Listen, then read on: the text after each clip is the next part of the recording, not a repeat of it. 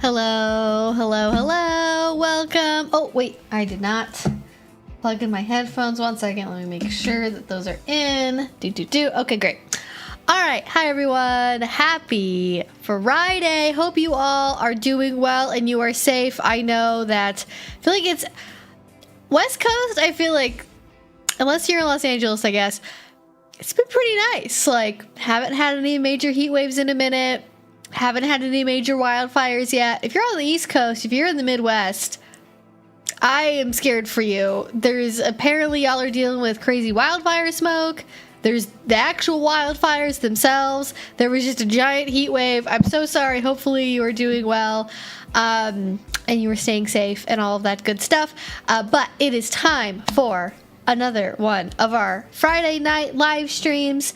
We will not be streaming next week because I will be in the woods. So if you would like to ask a question and join us for the Q&A this week, now is the perfect time. So here on my channel every Friday, except for next week, we do a little audience interactive Q&A where we talk about all things kink, BDSM, polyamory, dating apps, pop culture stuff, queer stuff, all of that, and also various other topics as they come up. And you all put your questions into the chat and I answer them. And basically what you need to know if you want to participate in that Q&A is, number one, 18 plus only, because we are talking about adult topics. So if you are not at least 18, why are you here? You gotta be 18. It's the rules. It keeps everyone safe, you safe, me safe, because I am not a doctor or a mental health professional. I do not have any kind of ability to communicate about these topics with children in an appropriate way. So 18 plus only. Okay. Also read the rules down below. They are very simple. Basically, listen to me, listen to mods, don't spam the chat. Be nice. That's it. It's really, really easy. Thank you so much, Sean, for the $2 for the start of stream gifts. As Sean has just demonstrated, you can donate to the live stream chat using either Streamlabs down below or directly through YouTube chat, and it will show your question and read it out loud depending on what dollar amount you donate. And then if you use that chat feature, I will see your message and or chat right away, and then it will answer it next. We also have 5 gift memberships. Thank you so much, Sean. We also have memberships on the channel if you would like to have access to emotes. They are 99 cents. The only thing you get from it is emotes, because for some reason YouTube has locked that feature behind the membership program. So that's why we have that. If you like to use the emotes, they're very, very cute. Yeah, California is apparently very hot this time of year. I'm nervous about it. But it's not like, at least where I've looked, it's not like in the middle of a massive heat wave. But yes, anyways, that is basically what you need to know. There are some certain topics that I can't get into here on YouTube. So if you want to know details about like how to do medical play stuff, how to choke somebody, how to do rope bondage, if it's a how-to question, with a few exceptions, I probably can't really explain it in a live chat. Now, if we're talking about, like, for example, something like hair pulling technique, or like spanking technique, or like, I don't know, how to pet your partner's head for maximum cuteness, like, okay, we can talk about that. But if it's like, help, Evie, I have this new partner and they say that they really want me to put needles in their scrotum, how do I do that? I'm gonna be like, there's like 7 conversations that need to happen before you get to the how do you do that. So you've skipped a couple steps. You're gonna have to back up. So yeah. So if it's a how-to thing, I'm probably not gonna be able to get to it. But otherwise, I try my best to answer every question that comes into the stream. I answer things in order. And I've not started this yet, but I will right now as I'm talking about it. I have a fancy smanchy new Q&A feature. Ask your questions here. So if you have a question, you can use that Q&A feature, which is going to be pinned to the top or bottom of the chat, either in white or like dark gray or black, depending on how you have your YouTube set up and if you have it in dark mode or not and all that good stuff. And that will basically put your question in like a special little waiting room, and it's private, so then only I can see the question, which is convenient if you would like to ask something privately and not have your username attached to it. But otherwise, everything goes in the chat. I go in order, and that is what y'all need to know about that. I have just put up, there's a little bit of a delay. You should be able to see the Q&A thing. If you still can't see it as I am saying this right now, maybe wait like 10 more seconds. If it still doesn't show up, refresh the live stream real quick, and if it still doesn't show up, then I actually don't even know what you should do at that point, to be honest. I'm not sure, but you don't have to use that feature. That is just a way for you to make sure that you get your question answered, and you know it's in a spot. YouTube will like eat part of the chat if we go on for long enough. There's enough messages, so oftentimes we get to like halfway through the stream and I'll miss like the first like 45 minutes of chat, just because YouTube's like, we don't need to keep all that data, so we just erase it as you're live streaming, which is very frustrating. But that is what y'all need to know about that. Thank you all so much for listening to my little intro ramble. And oh, we also have Bandit. If you have not seen her before, that's my dog Bandit. She's 14 years old. She's a Pomeranian, and she basically understands that streaming time is nap time. So she gets to nap somewhere, and it's adorable, and it's like watching a panda at the zoo. So it's all good. Yeah, a lot of people in Northeast having a lot of fires right now, apparently. Oh no, girl, I went out last night, ended up with a big headache and my lungs hurt by the time I got home. I'm in New York City. That is really rough. I cannot recommend, like, this is not necessarily the best thing you can possibly do. The best thing you can do for if there's wildfire smoke, so I get bronchitis from wildfire smoke. I don't know why. That's my body just has had that reaction. It's been that way for I don't even know how long. I don't know, probably at least like 7 or 8 years. This is like even before COVID.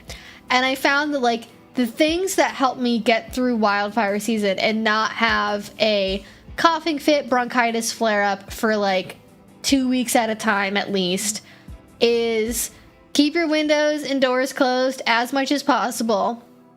Get some kind of air purifier, air filtration device that takes care of wildfire smoke, and wear a mask when you go outside. I know, masks annoying, but if you just have like leftover N95s that you haven't worn since they stopped being required to be worn where you work or some kind of situation like that, if you have to go outside, if you have to go take the dog for the walk, take the dog for a walk, go check the mail, go to your car to go commute to work, I really, really recommend just wearing that. It's not going to be a perfect, seal. We're not dealing with like firefighter level respirators, but something is better than nothing. And I've always found that it at least helps me.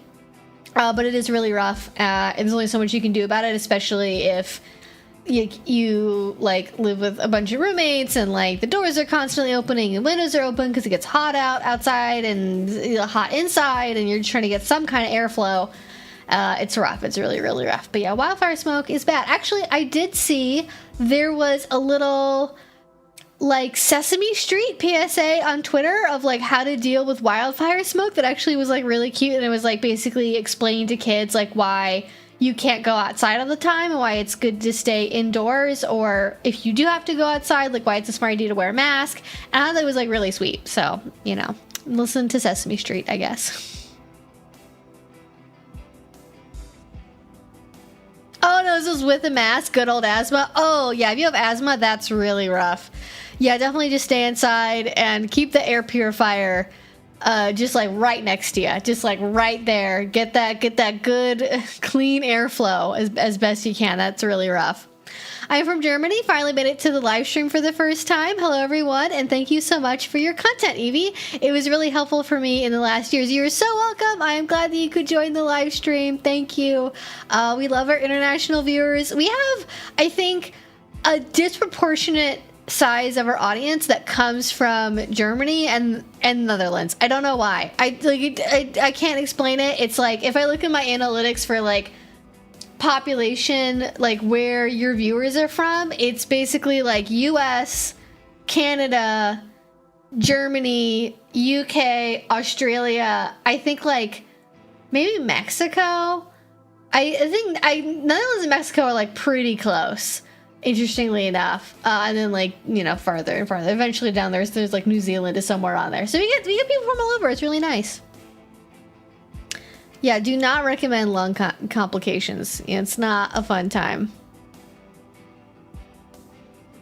Just conditioning your lungs with smoke. Oh, jeez. Oh, jeez.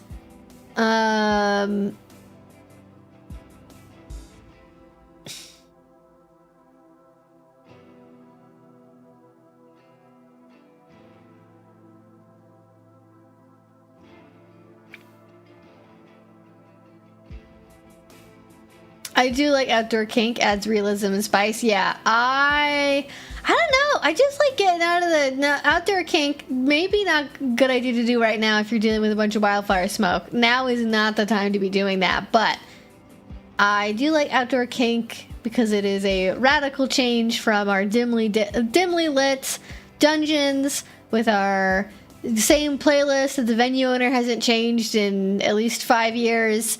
And you just get out and try something a little different. You know, it's like, okay, you don't have your spanking horse, you don't have the pagoda. What are you gonna do? How are you gonna make it work? You know.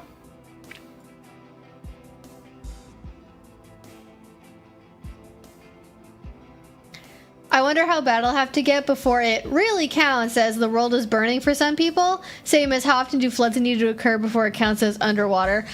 Yeah, I mean, we don't need to get into my opinions about the state of environmentalism in this country, environmental activism, but it is really, it's not unexpected. It's like, what do you guys think was going to happen? Like, I think the branding of it as being like global warming made people think that climate change was just going to be sometimes it's hotter during the summer and hotter during the winter, and like, you know, don't cold winters suck, so isn't it like kind of nice? Like, that's the extent to which people think about it. I also know, like, and this just maybe is like people that I've met, West Coast, a lot of tech people, so maybe that's just like you know how many like dates I've gone on, or like people I've like tried to strike up a friendship with, and then like I get talking to them and you get to this topic of like the state of the environment and like preserving the planet and stuff like that, and then you find out that like they basically just go, oh, I don't know, I just think it's all gonna work out. Like, we're probably gonna colonize Mars. Like, they just they don't even, it's not even really in their head. They don't want to think about it. They're just like, I mean, like, we've kind of made it work before, so like we'd probably be fine. Just go to Mars. Like their escape route that they think's gonna happen is colonizing a different planet. My argument is, if we don't learn the lessons from Earth of what we're currently doing to Earth, any other planet that we end up colonizing, if that's even possible in the next several generations of lifetimes, we'll inevitably just be doing the same thing over again. And like, we need, again, we don't need to get into my opinions about this, but it's stunning the number of people that are just like, oh, it'll probably be fine, and like, we'll just colonize Mars. I don't know about that. Not sure about that. But suffice to say that none of this is shocking to me personally. Like, yeah, that's gonna be the thing that's gonna happen. Oh well.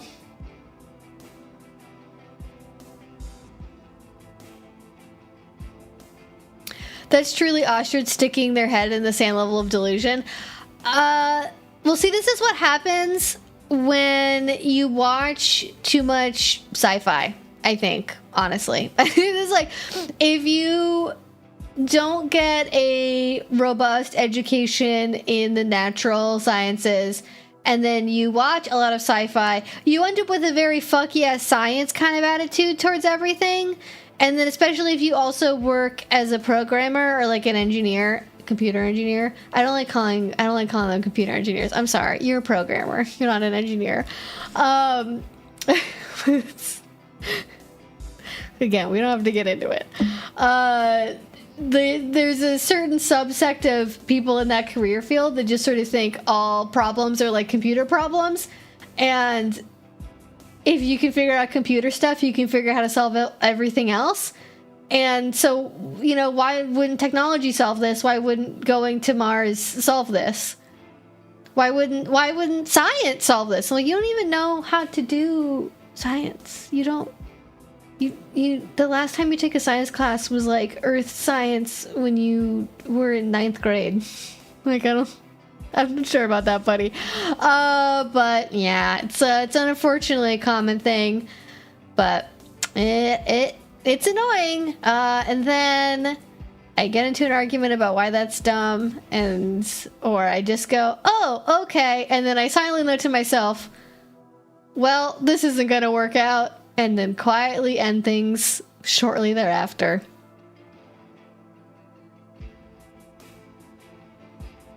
They need to watch The Expanse specifically, where even with Mars and the asteroids and the Jovian and Saturnarian moons colonized Earth, and it's super necessary for every single person's farming, etc. Yeah. I haven't watched that much of The Expanse because I'm tired of watching sci-fi shows, but it's nice to know that there's like, I don't like sci-fi stuff where it just like abandons Earth and it's just like, Earth is basically pointless, whatever. It's like, okay. But Earth's pretty cool. Earth's pretty cool, actually.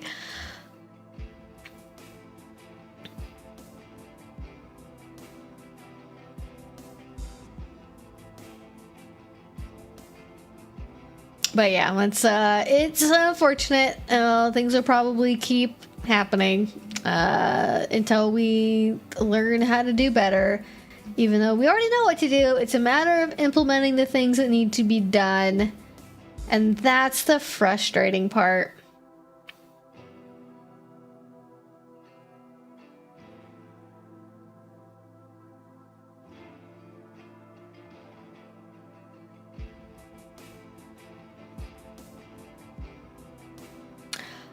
Yes, is the Capybara Princess co-pilot plush still with us? Yes, she is here. Actually, I did I had a moment where I was like, oh my god, what if this is actually just like a guinea pig, and I've just like completely messed this up, and she's not actually a capybara. But I did verify, actually, that this is in fact a capybara. So confirmed. I've not mistaken her for, I don't know what family are capybaras in. What is the capybara situation? Let's see. Capybara. What? They're basically big rodents, yeah? Are they in their own family? Alright, let's look at the taxonomy of... Oh yeah, no, they're in Rodentia. But they're in the cabby family. Oh, okay, so they are related to guinea pigs. Okay, I sort of figured they were, but I also thought that might be just like nature has somehow created the exact kind of pressures necessary to create two very similar but physically distinct creatures in different areas. But apparently they're just basically giant guinea pigs, so actually not that far off. But she's still here, she's hanging out, watching over us. Most of my other plushies are on the TV facing Bandit, so it's nice to have one that's like over here that's like a good I don't have like a good like perch. I think this has moved where I used to have this. I don't know how to change that, but it's made it a lot harder to have her just like hang out on my shoulder like this. I feel like this would be like a crazy like super villain look, like G.I. Joe villain, but then I also have my lieutenant is a capybara that's also a ballerina. Oh, that would be really funny. There's two different types of capybara. I didn't know that. Yeah, okay. I think I was right about them being a rodent.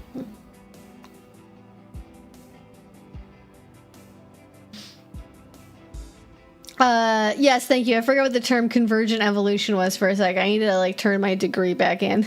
Just forgot what the term. Yeah. Oh, hello, Lexi, welcome, welcome. Hope you are doing well and surviving the weather. Hopefully it's not too bad. All right, the what horse? Oh, I don't know I don't remember what I said. I'm not sure. This is probably noted, but I hope you had some fun plans for tonight with the makeup, or even if the makeup was fun. Oh no, just fun makeup. I've been like, I watched this makeup tutorial on YouTube Shorts of like somebody like smudging a smoky eye using eyeliner, which I feel like is a very OG technique for making a smoky eye, and I haven't really done it yet. So I've done it once before, and I was practicing it again today, because it would be nice to have a really like quick, easy makeup look that doesn't inevitably crease, that I can just like wear easily all the time. So I've like practiced this. I think I'd want to try this actually with like natural colors too, and like natural, I mean like brown, and just see what like a brown looks like. I really want to do it with like a green. I feel like doing like a green eye look with this would be really cool, but I only own black eye pencils, so I can't really do with any other colors right now. So anyways, this is just practice, it's just for fun. I was like, I haven't really done this technique before. I want to like see how it looks before I commit to doing it for like recording a video. Oh, actually, this is not related at all, but it does remind me. We are doing a movie night for Patreon this weekend. So if you've not seen that, if you are on the Patreon, any dollar amount, you can join us this weekend for it's a movie night. It's a movie matinee, and we're going to be watching it's unclear to me. It sounds like it's a documentary, but I think it's like, is there a term for a drama that's also a documentary? A drumentary? No, that's probably not a thing that people say. But we are watching a French documentary about a very famous French dominatrix, and it's called The Ceremony. And I was originally aware of this. It used to be on Amazon Prime years ago, and then it left Amazon Prime, and then like I couldn't find it, and then like I found it again. And so anyways, now we're going to watch The Ceremony, and I'm excited about it because I've been wanting to watch this movie for literally years, and I haven't seen it. So if you'd like to join us for that, we do a little like movie watch-along commentary thing, and it's like a chill, fun time, and we have snacks, and we crack jokes, and it's great. It's fun. It's one of my favorite things that we get to do. I love getting to watch movies with all of you because, unfortunately, my partners are the kind of people where they want total silence during the movie. So I can't, I mean, not that I'm not allowed, but it is generally taken as rude if I try to, Mystery Science Theater 3000 the movie while we're actively watching it. And that is what a stream is. And so in order for it to be transformational, I have to do commentary. I have to pause and go, wait, what was that? And it's in fact appreciated. So we're going to do that, and we're excited about it. But if you can't join us live, there will be a recording available afterwards. But I feel like live is the most fun because you get to actually like watch along and participate in the chat. But yeah, just wanted to highlight that real quick. It's normally a fun time. Speaking of movies about dominatrices, have you seen that one from like 94 or 96 or something, set in England, where a government boy gets assigned to infiltrate an illegal kink club? Yes, it's called Preach to the Perverted. I think we did a movie night watching it at some point. I definitely have seen it. And that is...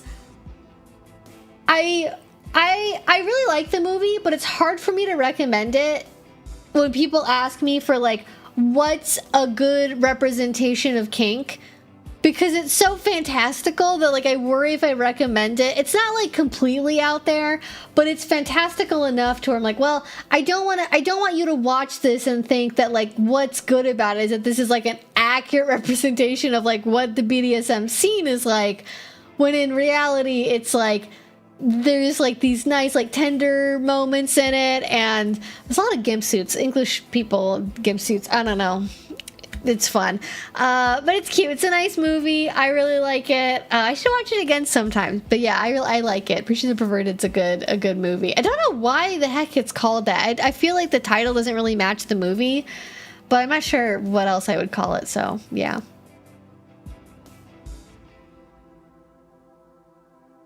it's fun, but it's got so many consent issues and it's over the top. Yeah, exactly. And there's like, I don't know how to describe what about it is like good. That makes it sound like it's not good. But like, I mean, it's very like of the time. It's not representative of what the actual kink scene is like. It being, 30 years old at this point, it does not have our modern understanding of what good consent looks like, even in a movie. And so you end up having to, sort of just go, okay, we're going to just ignore that part with how they handle that consent thing because it's a movie.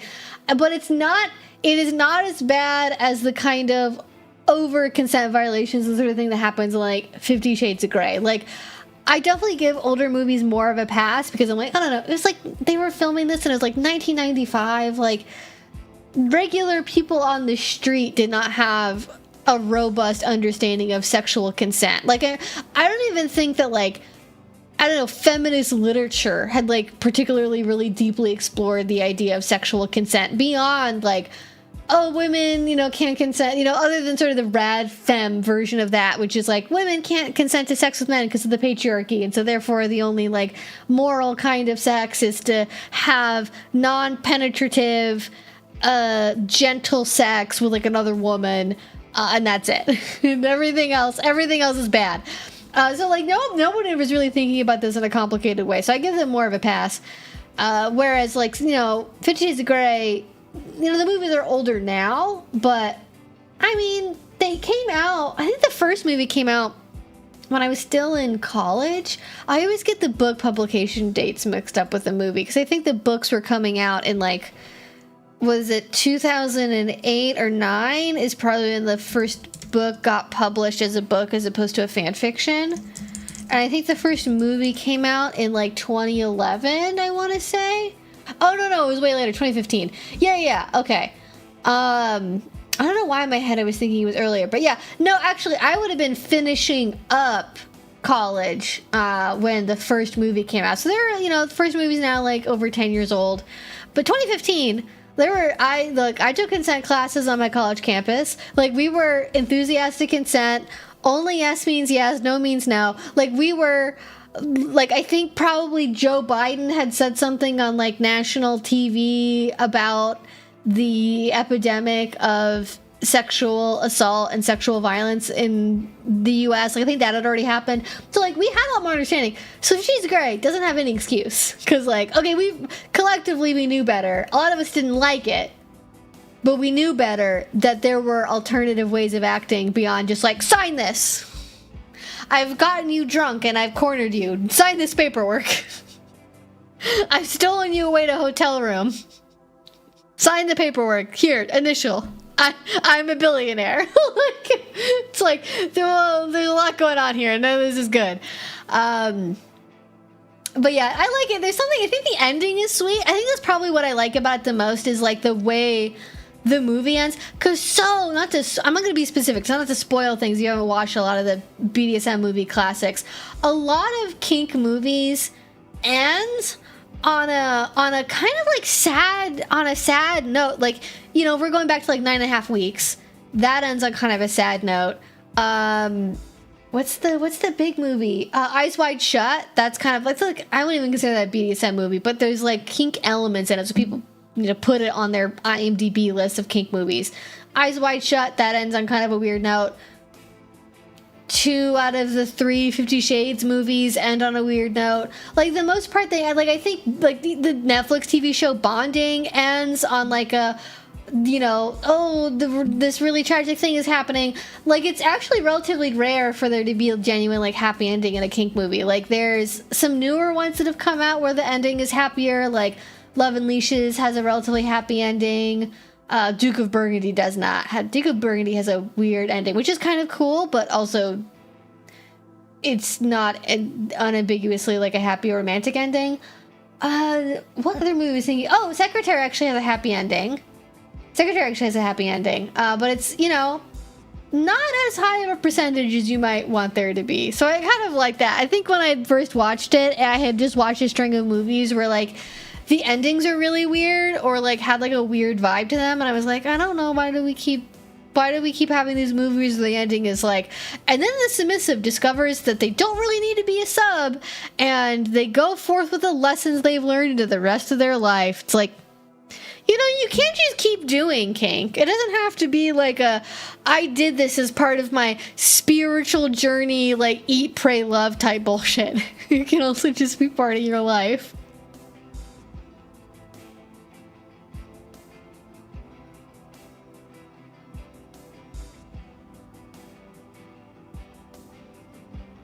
Hopefully, if you're in a hospital, they're asking you to sign things before you get sedated. Otherwise, they've done things very out of order. Yeah, I'm not really a big tentacle fan. That is one of the disagreements I have with the, I can say, because this is a live stream, one of the disagreements I have with the monster fucker community. I don't understand tentacles. I don't understand anything that's like cold and slimy. I'm sorry.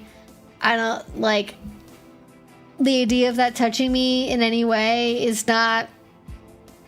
No, it's not like, I'm not like revolted by it. Like, it's not even a fear response. It's just like, ugh, you know, it's kind of a little disgust.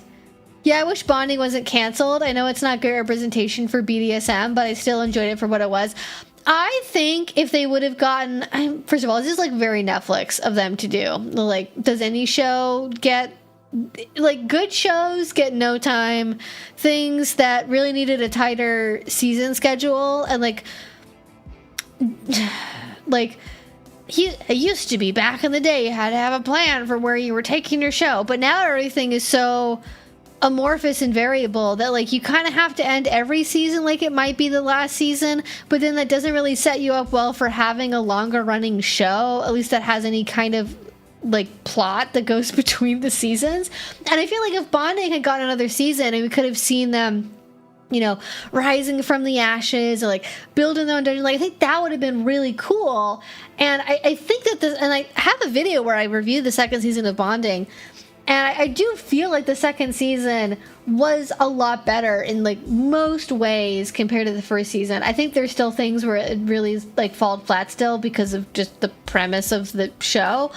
And I did not ever really like the lead male main character, but I think the pro-dom side of it was really interesting, and I wish that there would have been more with that. And unfortunately, we didn't really get, you know, the ending that I think would have been really interesting. But I think for the second season, they actually consulted with people who are in the industry. They actually had pro-doms come on and like be more involved in the production, and I think that helped them make it a lot more accurate and less overtly offensive, so that was good. But then it gets canceled, so yeah, it is what it is, unfortunately. Eat, pray, love. You know, eat, kink, drink.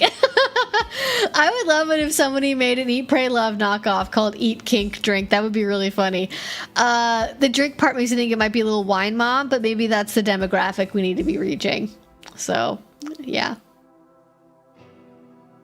I feel like the vampires don't get counted as a monster kink enough, but I think they're in there. I think they count.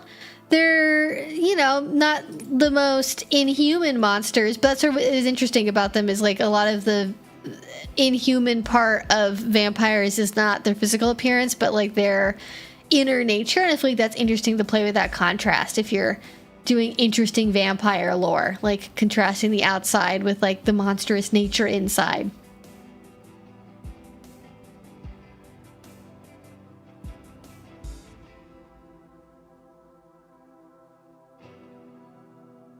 Yes, I do stream every Friday. Glad you can make it, Sourwolves.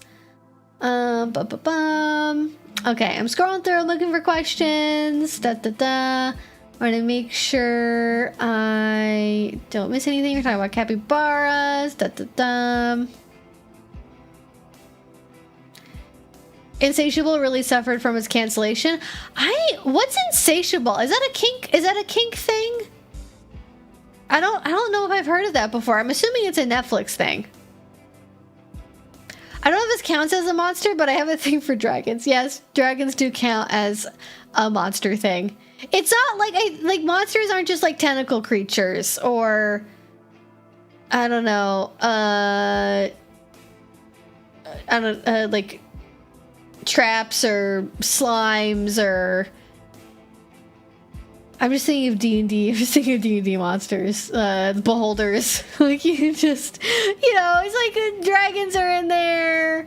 I feel like dragons are actually probably one of the most common, like, monster-y things. I like werewolves would be in there. I think vampires are in there. I feel like a good rule of thumb is if Bad Dragon would make a dildo of it, it's probably a monster kink. And if it's not, then I question what Bad Dragon is doing. Definitely beware of poison oak if you're going to be going outside for kink. Yeah, it's a very important one. I did not really grow up where there was poison oak, and so I had to learn about that later in life, and so far I haven't had any issues with it because now I know what it looks like. But, if you're gonna do a kink thing outside, going ahead to scope out the plant life so you're not going to end up in something that you're, like, violently allergic to or is like poison oak, poison ivy, a tick fest, something along those lines. Just double check before you get too far into things.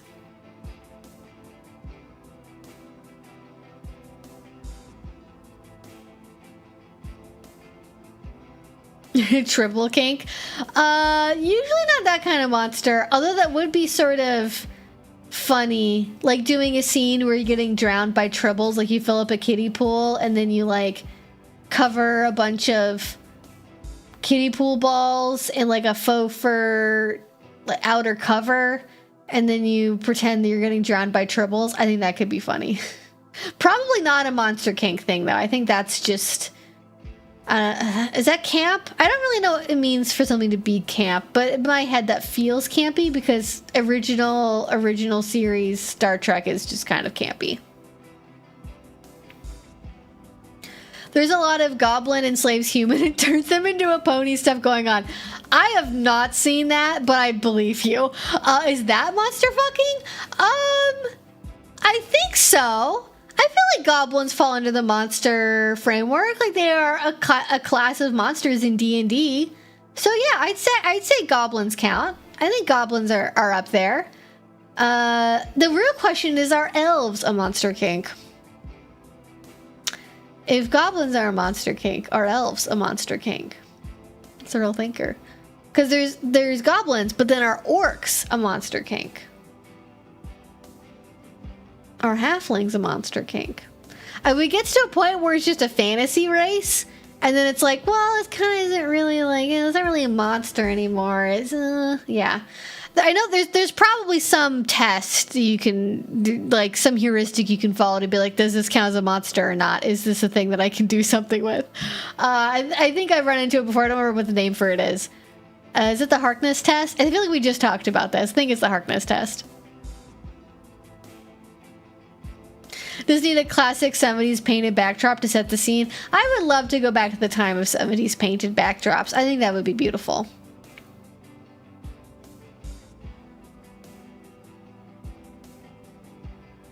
Oh, no. The question box stays even if I've like tabbed between which thing I'm on. So the questions should stay unless the stream crashes. If the stream crashes, knock on wood, then I will lose the chat history just everywhere. It will not save me. But if we stay connected, then it'll save everything. Oh, a Harkness test is whether or not you can ethically have sex with something, not if it's a monster. Oh, okay. I've misunderstood the purpose.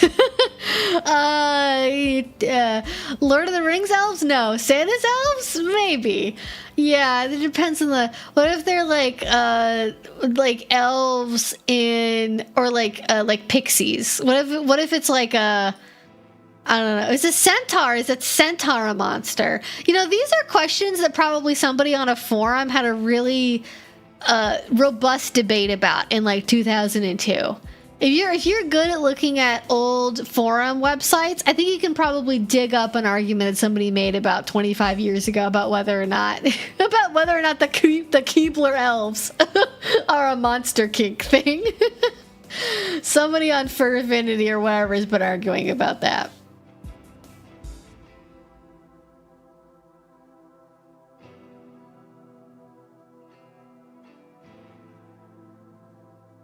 Oh, yeah, like shapeshifters? Yeah, it's like werewolves and stuff. I think shapeshifters count as like a monster king thing. I think that counts. All right. I'm gonna go ahead and I see with my long distance Dom went great on Tuesday. My back is healing. My butt still hurts in a good way. For those interested to see my fat life, thank you, Sean. I am glad to hear that your seam went well on Tuesday. That everything is on the mend. And I'm glad you had fun. So the two types of capybaras are the greater capybara, which is a Latin string of words I don't know how to pronounce, and the lesser capybara are the two types. So that's great. I'm assuming it's like there's like a size difference. I'll have to look that up. If werewolves count, then centaurs count. It maybe also depends on the type of werewolf, because there's also many different types of werewolves depending on what werewolf lore you were going for. Will shapeshifter pseudo count if transformed to a monster form? Yes. Yeah, exactly what I'm thinking. It's like, well, if they're in their human form and they're fucking somebody else is also in their human form, like you're just sort of like human with flavor text, and then that's not a monster kink. That's just you have a backstory. But if you're actively in the monster form, then it's a very physical thing. You know when you see it. I feel like slime girls count. The centaurs, mermaids, I think could count. Which does that mean the Little Mermaid is? What's Prince Eric up to? What's Prince Eric up to? Yes, different size difference. Although size difference and like size, is that a phrase? Do people say size gap kink? Do people say size difference kink, size gap kink, whatever that is? That's, I think, very much at play with monster kinks a lot of the time. Like, do you like feeling? A lot of people like feeling very tiny, itty bitty, and small, and then having something really, really big helps you feel really, really small. And people like that feeling of small and big and the difference between those two things. I wouldn't know anything about that. Wouldn't know.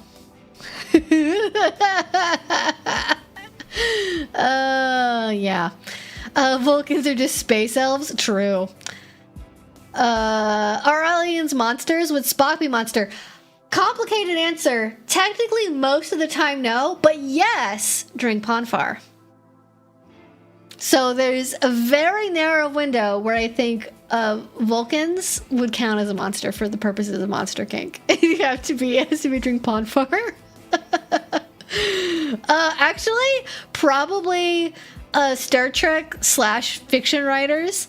Probably, I'm not gonna say they invented monster kink, but they probably popularized monster kink. I'm willing to put a bet on that one. That the girlies that wrote the Star Trek fan fiction in the 70s and 80s probably had a thing or two to say about monster kinks.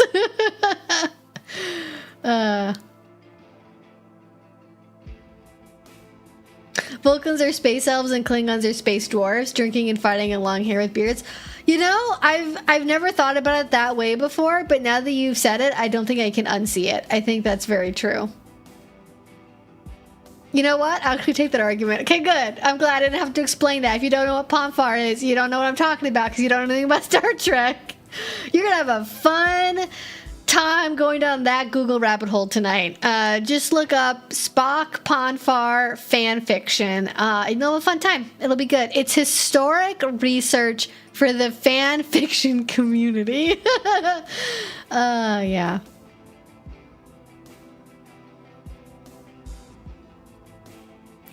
Originally Spock's appearance is going to be very obviously half Vulcan, and full Vulcans were going to look a heck of a lot more demonic. I am kind of sad that they didn't do that, but I also understand why they didn't at the same time. But I also like demon stuff, and I feel like there's not enough of it, and so that would have been just selfishly for me, that would have been good.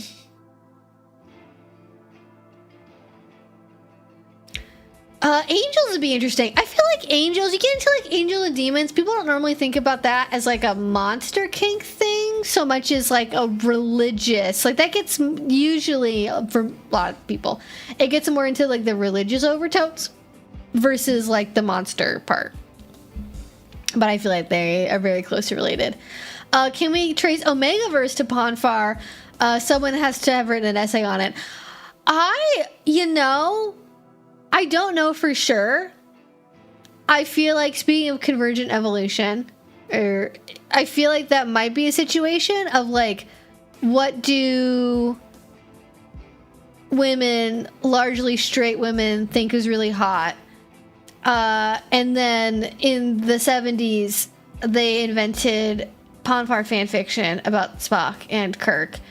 And they were like, ooh, spicy. And then so many years later, they invented, well, okay, but Omegaverse, okay, wait, actually, I think you can, because this is here, I'll lay it out for you real quick. Okay, so slash fiction, so specifically male slash fiction pairings does get invented, per my understanding of fan fiction lore, through Star Trek, vis-a-vis Spock and Kirk. Okay, that's just, it's old school, all right? And then they invent Ponfar for some reason, because Gene Roddenberry is a horny bastard. And they do the Ponfar thing, and then people write fan fiction about the Ponfar stuff because of what that is.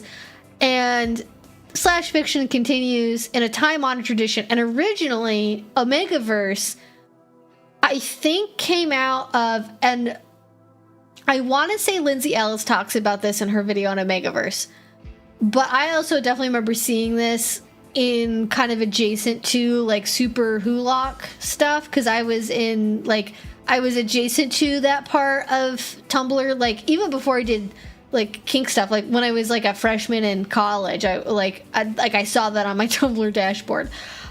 So there was, and I also had, I don't know why, everyone on my dorm floor was really into Supernatural and Taylor Swift. I don't know, it was very odd. So anyways, you have slash fiction continuing into the present day through things like, for example, Super Hulock, the Supernatural fandom. That people like Mpreg for some reason. You don't know what that is? Again, you're going to have fun Googling later.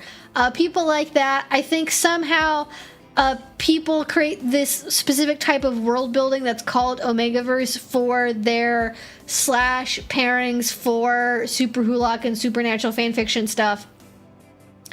And then what is currently called Omegaverse specifically, as opposed to Alpha Omega in general, like the term Omegaverse, there's some crazy lady who claims that she invented specifically heterosexual Omegaverse, and that was different because all the other previous Omegaverses were always like male pairings for the most part, like 90% of the time, and then the rest of them were like any other gender combination besides male.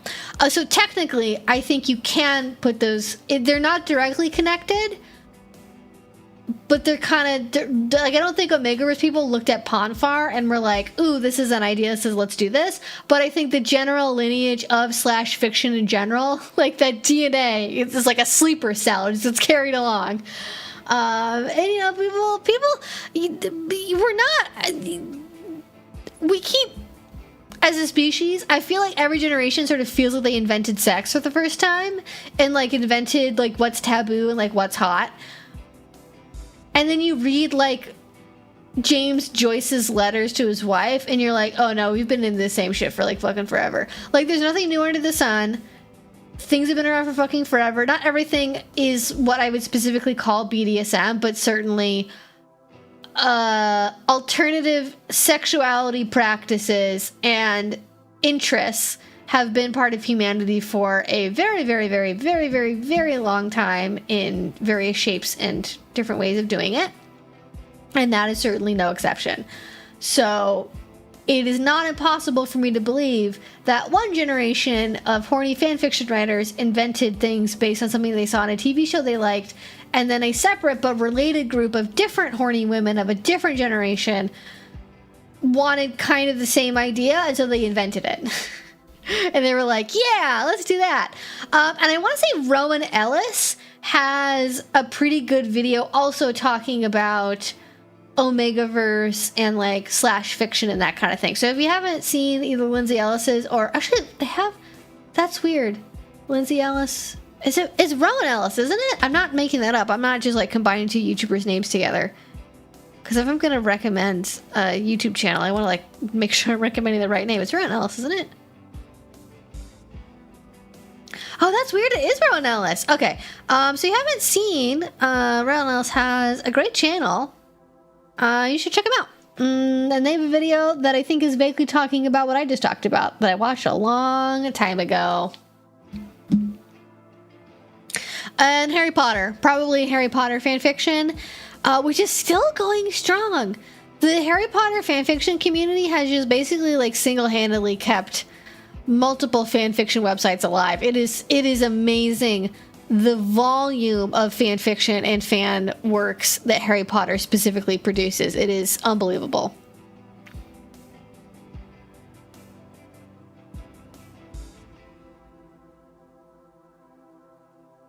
But anyways, that's fan fiction, and that's Omegaverse, and I guess that connects to the topic I had in the title. So there you go. Yeah.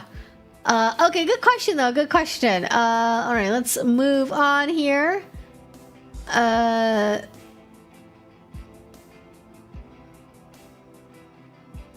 Is it weird that I find kinks, BDSM, and things adjacent to that interesting in concept, but I'm scared to try and practice? Also, since my breakup with my ex, I don't have that level of trust for anyone. No, that is totally normal. I think most people who eventually get into BDSM, like before you try it, it does seem really scary. It's like, oh my God, people really do this. And like, is this even safe? Like, are the people going to be safe? Like, totally get that. Also, if you like just had a breakup and you have trust issues and it's still really raw, I do not recommend leaping into a kink relationship immediately. There are people who they'll have a big vanilla kinky break, they have a big vanilla breakup, and they decide to become kinky. They get into the BDSM community and they just like dive right in and they have a great time, and it totally helps them get over their previous relationship.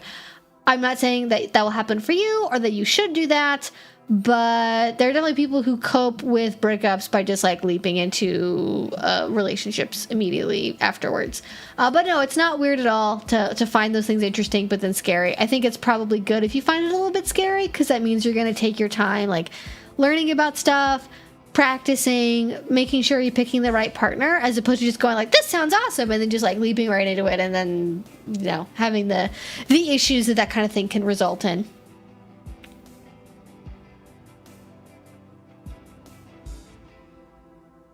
It seems like there's a new Germani fanfic on a daily basis. I'm glad that well, I don't know if I'm glad, but it is interesting that the Germani fanfiction readers are, they've still got an option.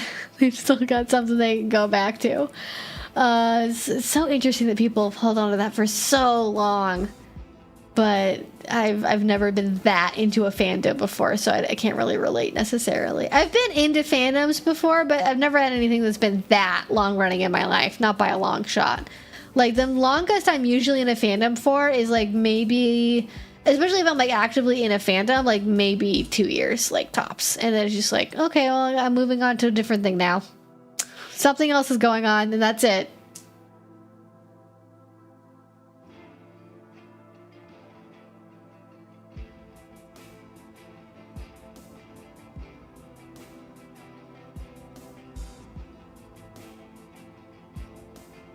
Yeah, the fun of watching movies with friends, etc. is jokey commentary. I agree, but not everyone feels the same way. Ooh, maybe a fun night for you and your friends at Raven's Manor will be in your future. They have some vegan options, lots of cocktails, and skulls, lots of skulls. I've wanted to go to Raven's Manor for a minute. I've not made it out there yet because I just like don't go out a whole lot in general, but I would love to go check it out. So maybe I will. Maybe don't they have soft serve ice cream there? I'm even thinking of a different place. I feel like Raven's Manor has like a speakeasy that has soft serve in it. But I might also be confusing it with yet another different spooky themed place in Portland, because we do have a wealth of those for sure.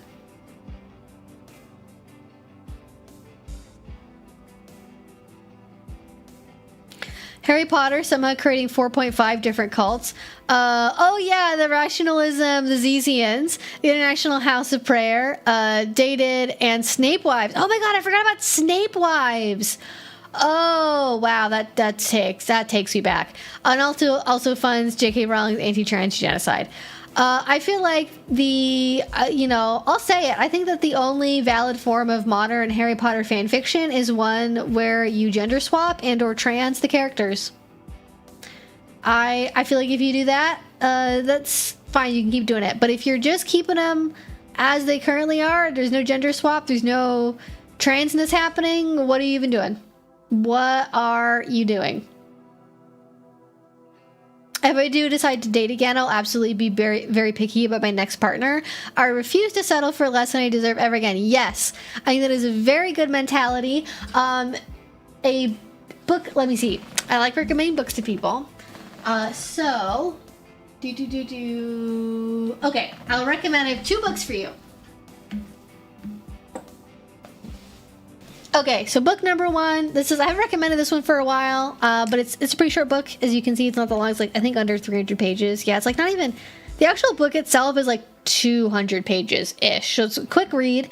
It's Toxic Relationship Recovery. This is by Jamie Mahler, who is a licensed mental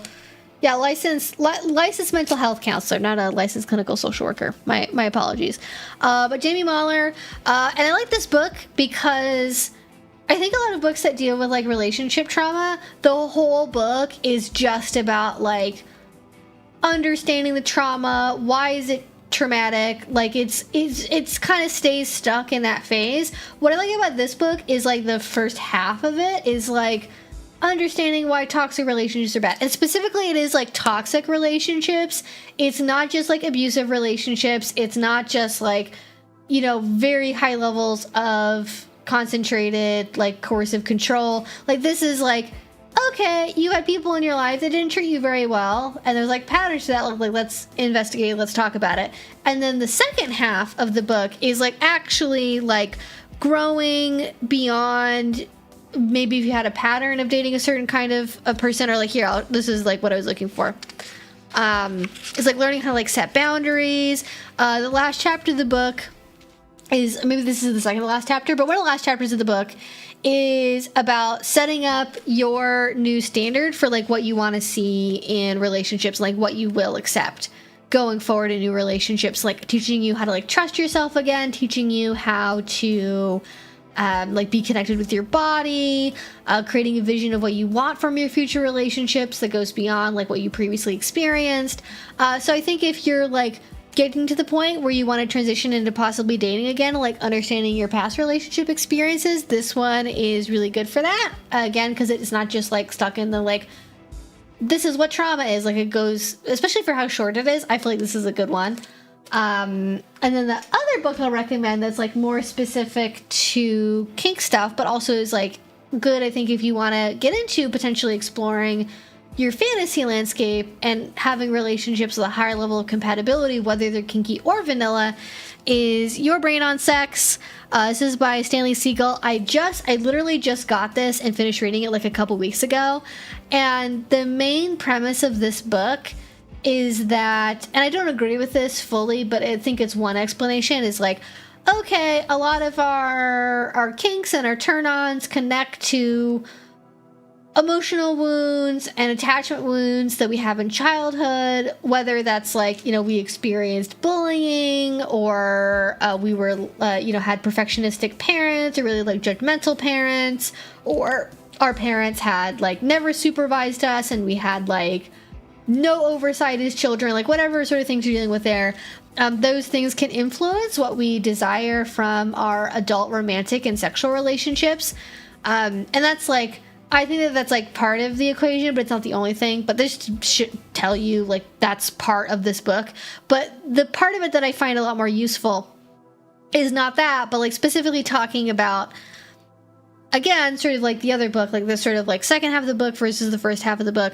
The second half of this book is about like understanding like sexual chemistry, like pinpointing, like first of all, even before that, understanding what your fantasies are and what your desires are for relationships, understanding what makes physical chemistry what it is, understanding what you are actually attracted to, how to determine if you're sexually compatible with someone, how to have those conversations with people, and then finally, like, how you actually go on to, like, healthily act out those desires in your relationship, and, like, how do you know that you're with, like, a safe person to do that kind of exploring with. So I like this book because I think I was kind of hoping it might give me new insight on, like, different ways to approach getting into a kinky relationship, or even just like being in a vanilla relationship where you're open about your sexuality. Like, there's so many examples in this book of people, I don't know how vanilla people do it. They've been married for like 20 years and they just never had a conversation about sex. Like, this book isn't that old. Like, this book isn't like, it wasn't published in the 80s.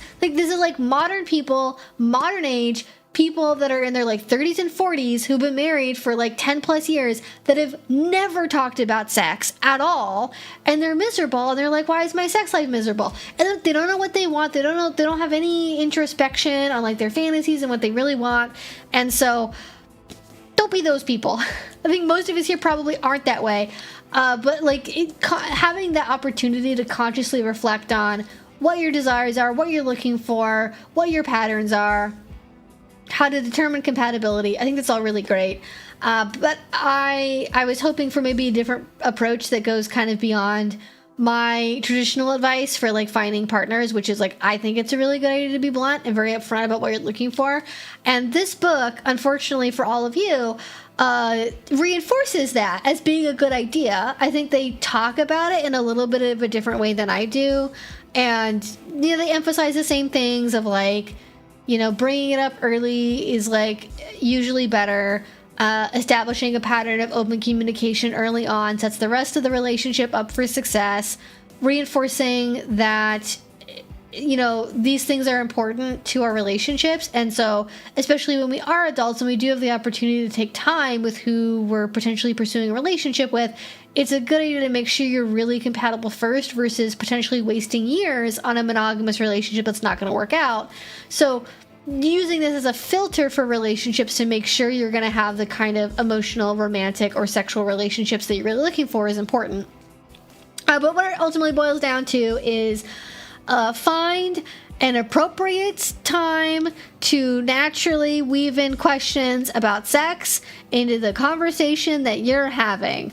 And it doesn't have to be an interrogation.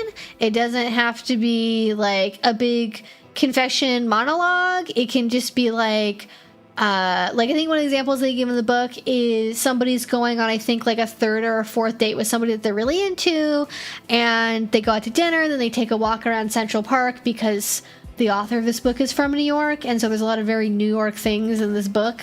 But in my New Yorkers, you'll like it. There's references to New York things happening.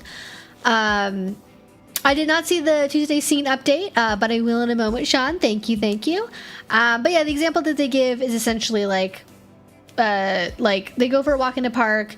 They start talking about like their like past relationships, and like the person that they're talking to is like, yeah, like, you know, my last breakup was like pretty rough. And they ask like, oh, like what happened? What was wrong? And then they go, well, like, you know, we just had, I don't forget what they responded. It was under the effect of like, you know, we weren't like very compatible in the bedroom. It's like, now here's a moment to like weave in some questions. And they're like, you know, thanks for being so open with me. Like, I hope this doesn't come across as prying. But like, you know, like what was the issue? Like, I know with my last partner, like we had a lot of compatibility problems because like they wanted XYZ thing, but then I didn't want XYZ thing, or like whatever. And then that creates like this ease with like kind of working up slowly into information about like, okay, what happened? What would you want to do differently? What are you looking at your current, you know, future relationship prospects, yada yada, to make sure you're on the same page. I would add something that this book doesn't talk about, but I think is generally a good technique, whether it's like establishing a DS relationship or meeting new people, like wanting to have really solid relationships, is we trust people who trust us first. Just like put that, I'm working on a slideshow for a power exchange class, and that's going to be one of the fucking slides is going to be, hey, Doms, we trust people who trust us first. So what that looks like is disclosing information about yourself can help open the door for other people to feel comfortable sharing about themselves. And that is not info dumping about stuff. Okay, unless you both have autism, and sharing your info dumps is a language of love. I'm not going to judge you, but if that's you, then maybe that advice doesn't apply. But generally speaking, rambling, ranting, info dumping, monologuing, bad technique. Don't want to go there.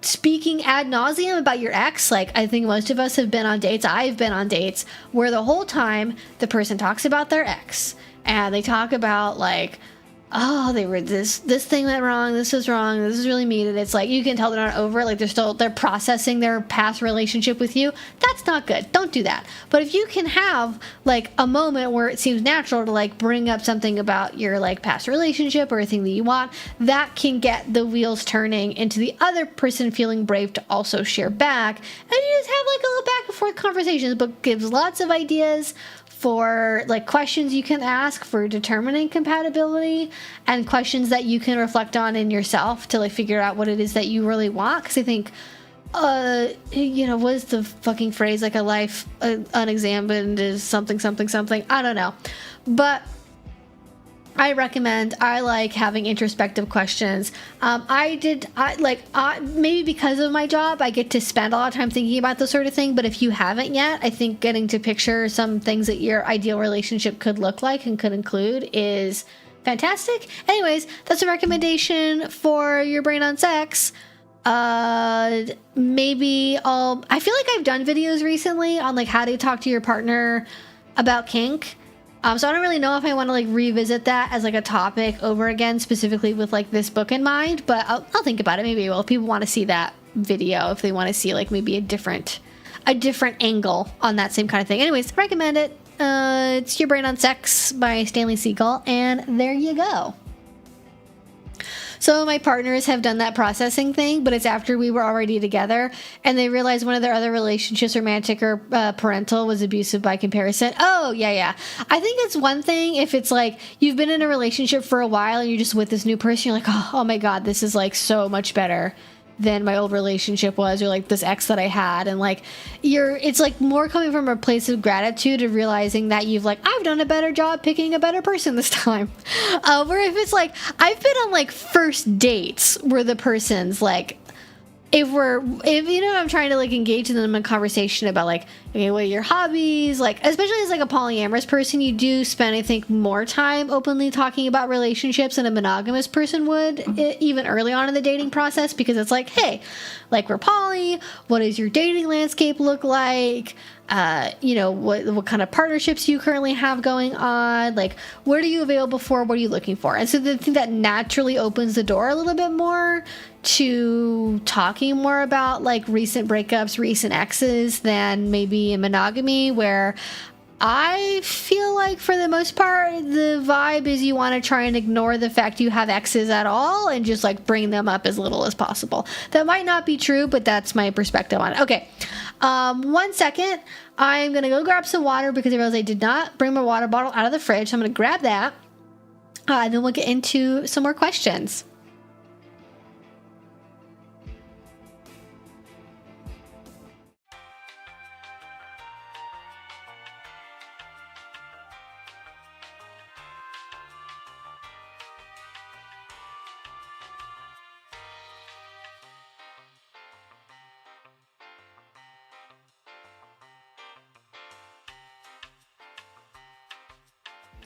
All right, see, I told you it was going to be quick. You didn't believe me, but it was true. Okay. Yes, water time for sure. We got the green. It's a very green day today. Can you tell one of my favorite colors is green? I like green. I like turtles. I like turtle. I like green. I think green's a good color. I think green was one of my favorite colors when I was a little kid too. So I think it's just been consistent. It's just been consistent. Yes, hydration break for everybody. It's hot outside. It's smoky. Protect your throat. Drink some water.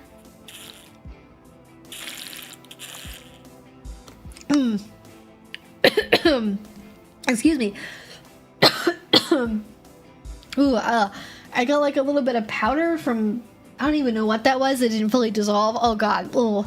This is what happens when you add like 4 different powders to your water, is sometimes they don't get mixed in fully. Not sure if you would cover this on the channel, but I found a journal of a real woman in a very abusive BDSM relationship. She documents her, oh gosh, I just missed the last of it. I think it documents her abuse of something or other.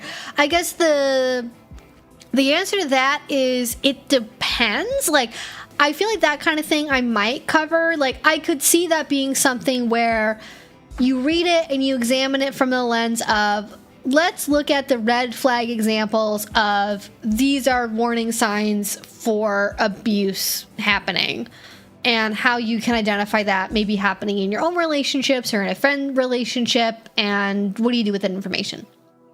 I think that could be productive and educational. What I wouldn't want to do is just be like, oh my God, look at this journal. Isn't this so ridiculous? Because that's not like, what are we doing here?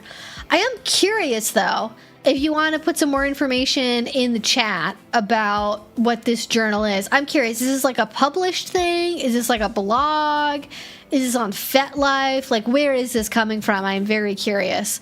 Because I've certainly seen people mistake like fantasy writings for like a real thing, and then obviously sometimes like fantasy scenarios can be things that contain abuse or abusive themes, but then it ends up fine because it's a fiction, and so the rules are different. But I'm curious though, because I have not heard that.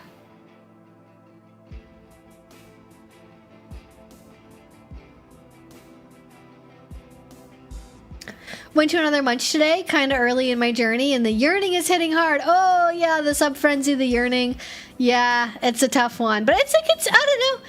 I guess as they say, enjoy this season of life. I'm gonna borrow the Tradwife Fundy phrase and misappropriate it for my own purposes. But I think it's a fun time. The yearning is really hard. I know, but it's also it's the yearning and desire is a beautiful thing. It's like, we don't think of desire and like yearning as like being painful necessarily, but like it is kind of a sort of pain in a way. And it's, you know, it's how right for a kink thing to be slightly painful at the same time as it's fun, you know?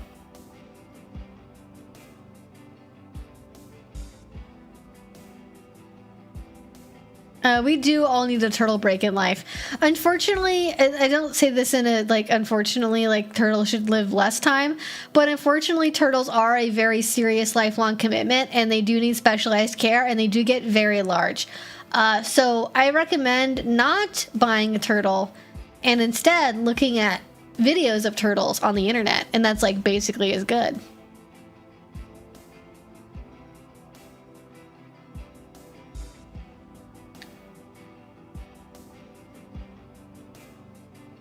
Hi, Evie. I'm curious, submissive in my early 20s and newer to these spaces, curious about discussing psychological power play with a date or dates. So that's awesome. We just kind of talked about this in the stream a little bit ago because I was just talking about this book. So if you have not, I'm assuming most people haven't read Your Brain on Sex by Stanley Siegel, there's a bunch in this book about understanding your desires and how to talk about those desires with a partner, whether they are vanilla or kinky. The book is not about kink, but it is kink inclusive. They give a couple of examples that do involve like overtly kinky things, though I think by our standards, they're pretty light kinks. But essentially, what you want to do if you want to talk to somebody that you're interested in about pursuing a like power exchange thing or like some kind of temporary like bedroom power roleplay thing is hopefully you're having conversations about intimacy and sex, and you just like weave that into those conversations as they come up and find like a natural place in one of those conversations to broach the topic. For me, because this is my job and this has been a big part of my life for a very long time, like I can't really get around it, and so I am very upfront on dating apps, and I will just be like, hey, like I'm kinky. This is part of my life. People know it, reading my profile, going into even messaging me. So it doesn't even have to be a topic. And usually it will come up. Like usually for me, if I'm on like the first couple of dates with somebody and we've met through a dating app, the way that conversation ends up going is like inevitably one of us will ask the other one like, oh, I think I remember seeing on your profile, like, do you have any experience with kink? And then, like, that'll get into, like, oh, yeah, I've been in this team for such and such amount of time, and this is, like, you know, blah, blah, blah. I give kind of my whole spiel about, like, you know, how long I've been in the scene for and, like, how I got into it. And then that'll turn into questions about, like, oh, so, like, what kind of things you're into? And then they'll do the same thing back. And then we'll you know, share stories about what things we're into or not into. And then sometimes we find out through that we have a lot of overlap and we're really compatible. And then other times we get talking and it's like, okay, we're both kinky, but then you're really into, like, sexual hypnosis or, like, sexual bondage or like DDLG or ABDL or something, and it's like, okay, those are, like, you know, some of the things I even like in certain amounts, but it's not really, like, my main kink or, like, why I'm doing this or what I'm looking for in a current relationship right now. And, you know, thanks for sharing, essentially.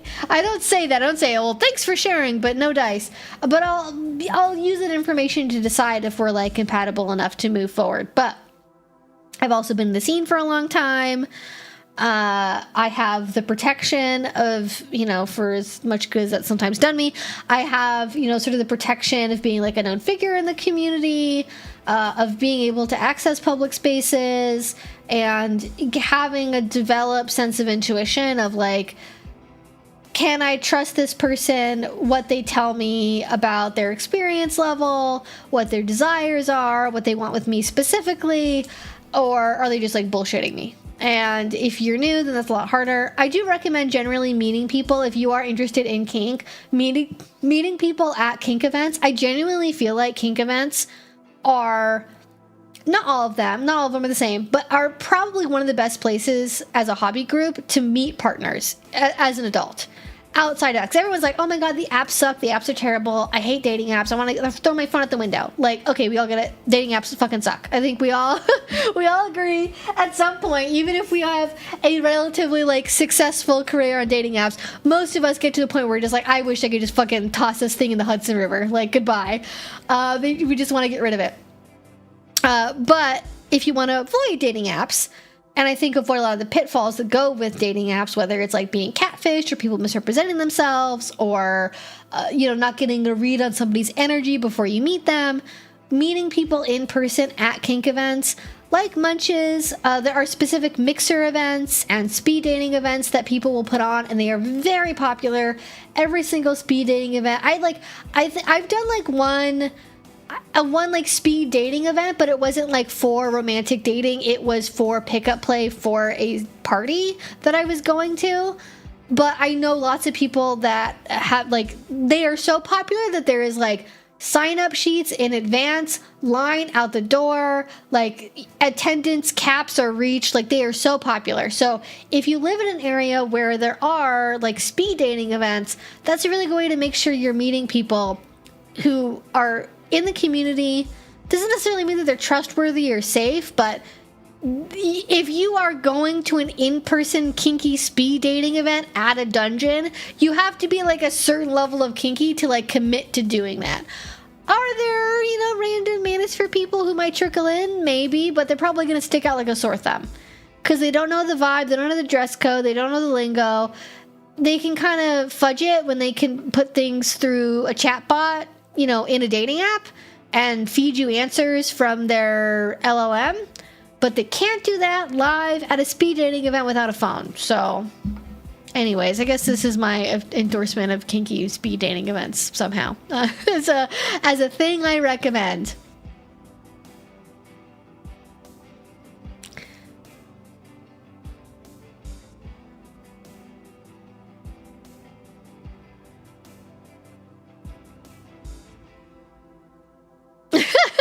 Some guy was like, how can I get my wife to try BDSM?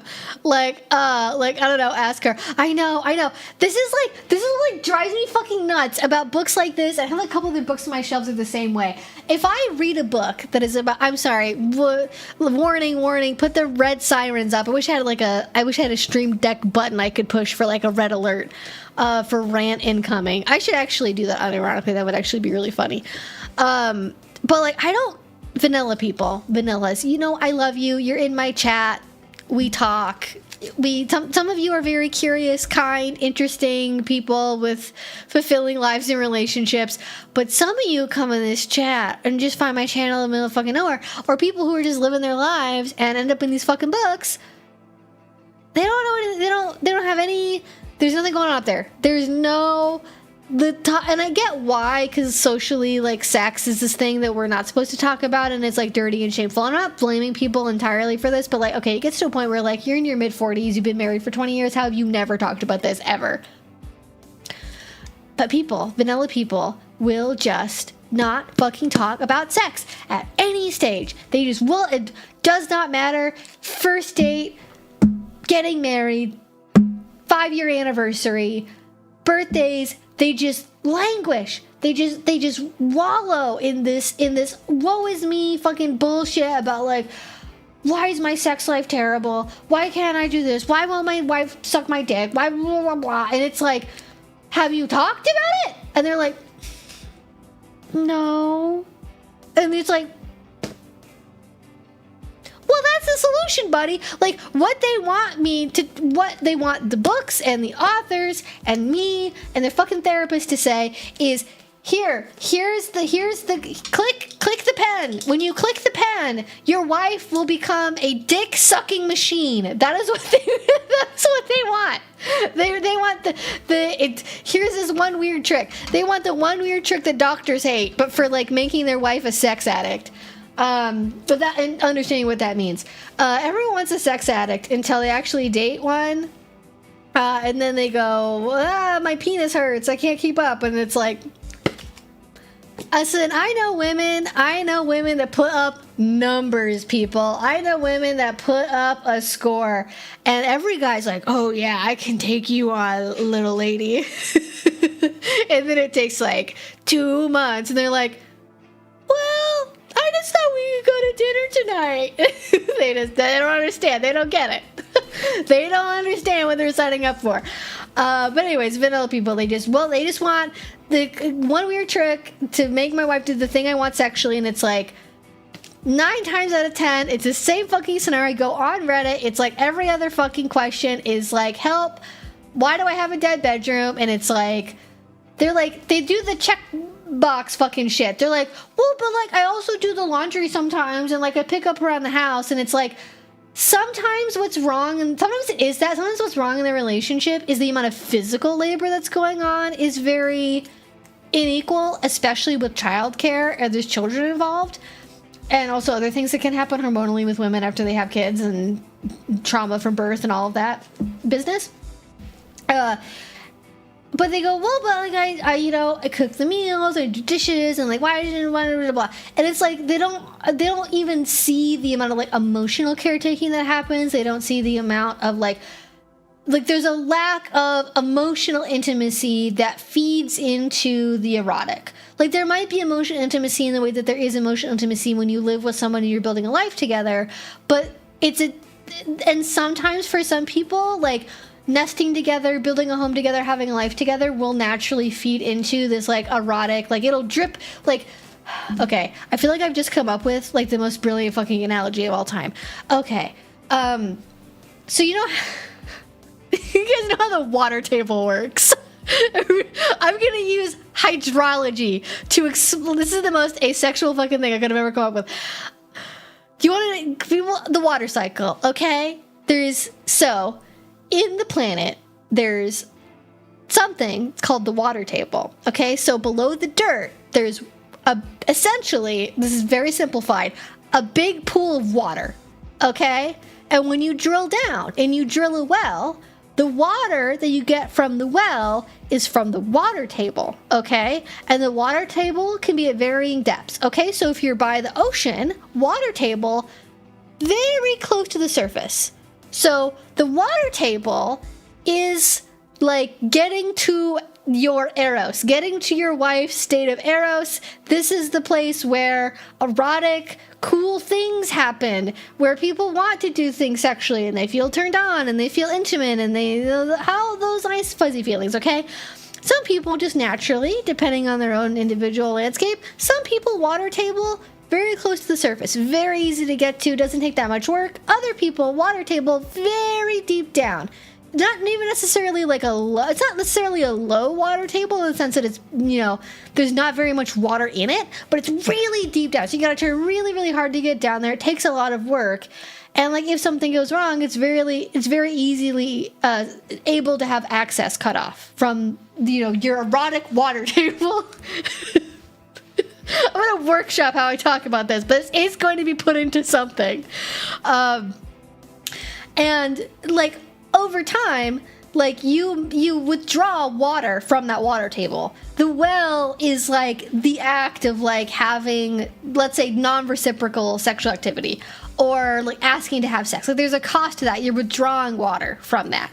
Now sometimes you can feed water back into that, right? It rains, it can flood, you could dump water down the well, again, like do kind of the opposite of what you were doing before. Like you can refill the water table. But if it's been like 20 years and you're not emotionally intimate, you don't talk about sex, you like don't do any of the things that refill the water table, and it's a water table that's really far away, just kind of naturally from the surface, even kind of like moderately far away, of course it's gonna be really fucking difficult to like get to that place where your wife's gonna be like open to like talk about sex and like open to like explore new things, or like just open to have any kind of sexual relationship, because like she's dealing like there's like a little puddle has been left of the water table, and you're like, but can I still have that part though? But I want that though. Can I have that? That's kind of mine though. It's like, okay, well, Bob, before you tell your wife that you would like to do 69ing, deep throating, whatever the fuck it is vanilla people do, we need to work on refilling the water table so you can withdraw from it again. Okay? Water table, very permeable. Water leaves, comes and goes all the time. So that's actually good news, because it means it's relatively easy to refill in a lot of circumstances. But you gotta make deposits into the water cycle. Has to keep going. The rain has to happen, and you can't withdraw more than you're refueling it with.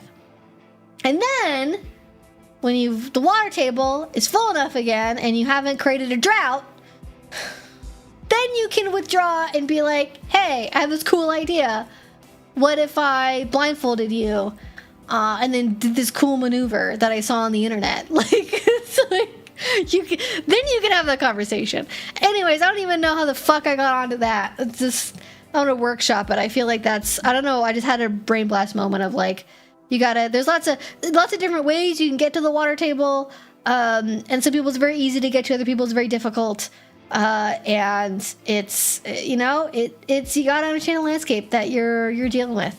And if you can't just be like, hey, how do I get my wife to do this thing that I want? If you're approaching it with the mentality of how do I get my partner to do this thing for me, that is the wrong fucking mindset. That is the wrong way to go about it. I understand it, that maybe that's just not careful phrasing, but if you could reflect what energy you were putting out into the conversation when you phrase things like, how do I get my partner to do this thing that I want? That's like a hostile business negotiation. This is your partner. This would be somebody you care about, that you want to also like be happy with. You want them to be happy. This should be a mutual thing. Why are you talking about it like a hostile business decision where you're trying to like get somebody that you don't get along with to give you something that's not going to benefit them? So that's probably your first fucking problem. So instead of doing that bullshit, do things that refill the water table, reconnect emotionally in a non-sexual way, stop heavy petting your partner at every given fucking opportunity, probably, because that's also a big part of it. Learn how to regulate your own goddamn emotions. And then, once you've had that solid basis, then you start talking to them about what they want. You don't have practice talking about sex. Start with, hey, it's going to be your birthday. That's so exciting. I love you so much. I can't wait to celebrate your birthday. What do you want to do? And then give them a really nice birthday. And then, you can also bring up like, hey, I've been reading this really cool book. I've been researching stuff on the internet. I've been doing whatever. Maybe don't say research on the internet. They might think that you've fallen down a manosphere pipeline. But you can just say like, hey, I've been reading more about this, and like I love you so much, and I love our relationship and our life that we've built together. Like, I'm curious how you would feel about like re-exploring like our sexual relationship. Because I know that we both remember like how good it was, like when we first got together, and like how magical that experience was. And I would love to have like another like different like but new healthy magical relationship with you in that way again, if you're open to it. And then you talk about like what your problems are, and what things that they don't want to, like what was too much before, what they want to have happen now. And they might just say like, I don't want anything, sex is not on my mind, and beyond that, especially if you're like old enough where somebody's like postmenopausal, like they might just be in a different phase of life where that's not something that they really fucking care about at all. But assuming that you're not over the age of 50, okay, and you still haven't talked about this, and you're not dealing with menopause, you're not dealing with, you know, child-related things or hormone changes because of childbirth or pregnancies. If it's not that situation, you can still bring it up and talk about it and be like, hey, what can we do to help you feel better? What can we do? Like, what do you want? And then, as a side note to that, when you've dipped your toes into like practicing kind of doing some more of the base level things that your partner wants out of the relationship, then you can also weave in like, hey, here's something that I think would be fun for us to explore together. See that? Fun exploring us together. Very different from getting my wife to do what I want, okay? Very you-centered versus very we-centered, okay? I think this could be fun for us to explore.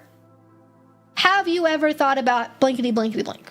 Okay, and you can say, I've been reading more about this, and like I love what we've been able to explore so far, and like something that I came across that I think might be cool to check out or like try for ourselves is insert Kink thing here. Do you know anything about that? Are you curious about that at all? I think you have a conversation. But if your partner is like, I don't know what I want, I don't want anything, don't fucking touch me, I don't care about sex, like I'm functionally asexual, blah blah blah. This is where I think vanilla books like this one, or The Erotic Mind, or Sexual Intelligence can be really good, because chances are, unless girly pop or boy pop is like legit actually asexual, like not even just like gray or demisexual, but like fully fucking ace, they probably have some fantasies. They probably have something that they want. They probably have things that they think about. They might not masturbate. They might not like do things like that. But they probably have like things that they've thought about where they imagine like a really buff younger guy, running into one of the examples they give in this book is like an older lady going on like a girls' trip to Italy and like staying up late at a bar one night to have a glass of red wine, and this like local like really buff Italian man who's like half her age like hits her up from across the bar and like buys her drink and like starts up a conversation. They go on like a romantic fucking gondola ride, and then like he takes her back to her place and then like dirty talks her fucking ear off and then like eats her pussy, and like that's her fantasy. Like that's it. It's like you're not going to be able to be a hot Italian 25-year-old, but like things in that we can work with.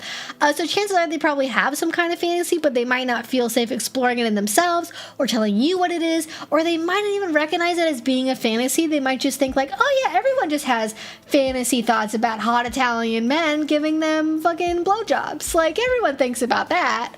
And it's like, no, not everyone. I can say with definite authority that not everyone thinks about being a cougar and having a hot Italian young man touching their genitals. I can confirm that is not a universal fantasy experience. But yeah, anyways, summary. In conclusion, talk to your fucking partner. If you haven't talked to them, it's never going to get any easier, so you might as well start. And if you're in a place where you're afraid of talking about it at all, like breaking the glass illusion of your relationship, is that really a relationship that you want to spend the rest of your life never fucking changing ever? I would hope not. Or maybe your sex is so great that even if you don't fucking talk about it at all, that it ends up being fine and it works out. But people like that don't need this advice, so...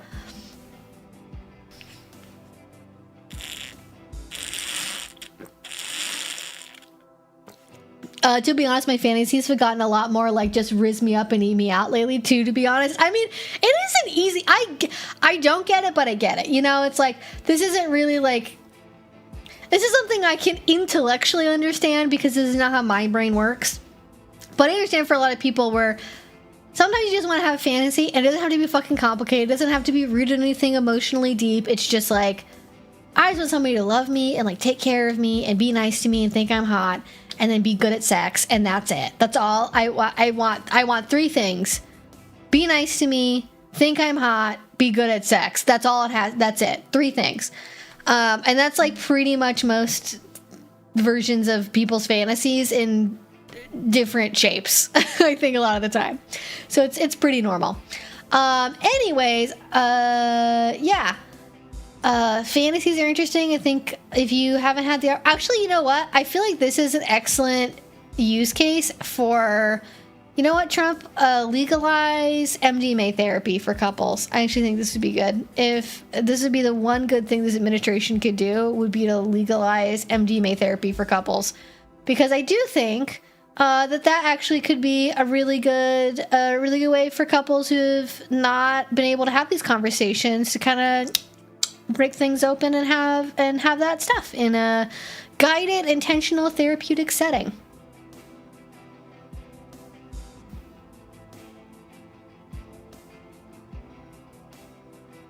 Italian gigolos are a universal experience. Is a statistical error.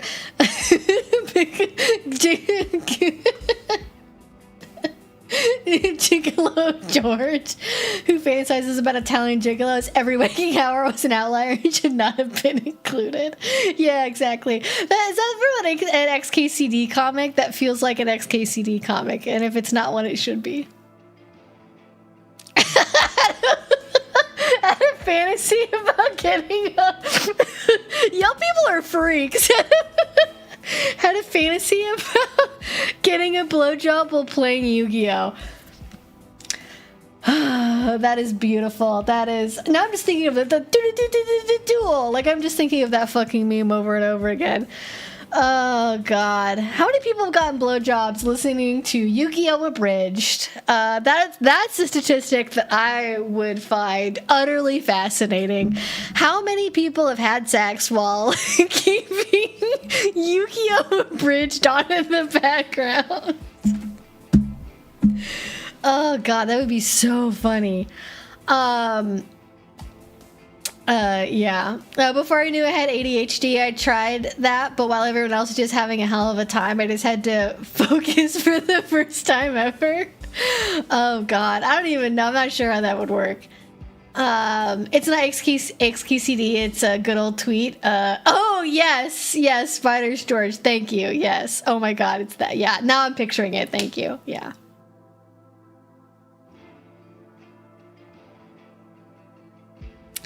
All right, I'm glad you liked the first live stream. Yeah, you're welcome. Hopefully you'll stop by. We'll not be streaming next week, but the week after that, we'll be back same time as right now.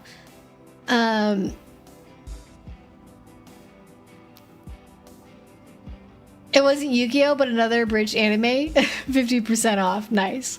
Nice. Yeah, no. Oh, how would MDMA therapy help with that? So...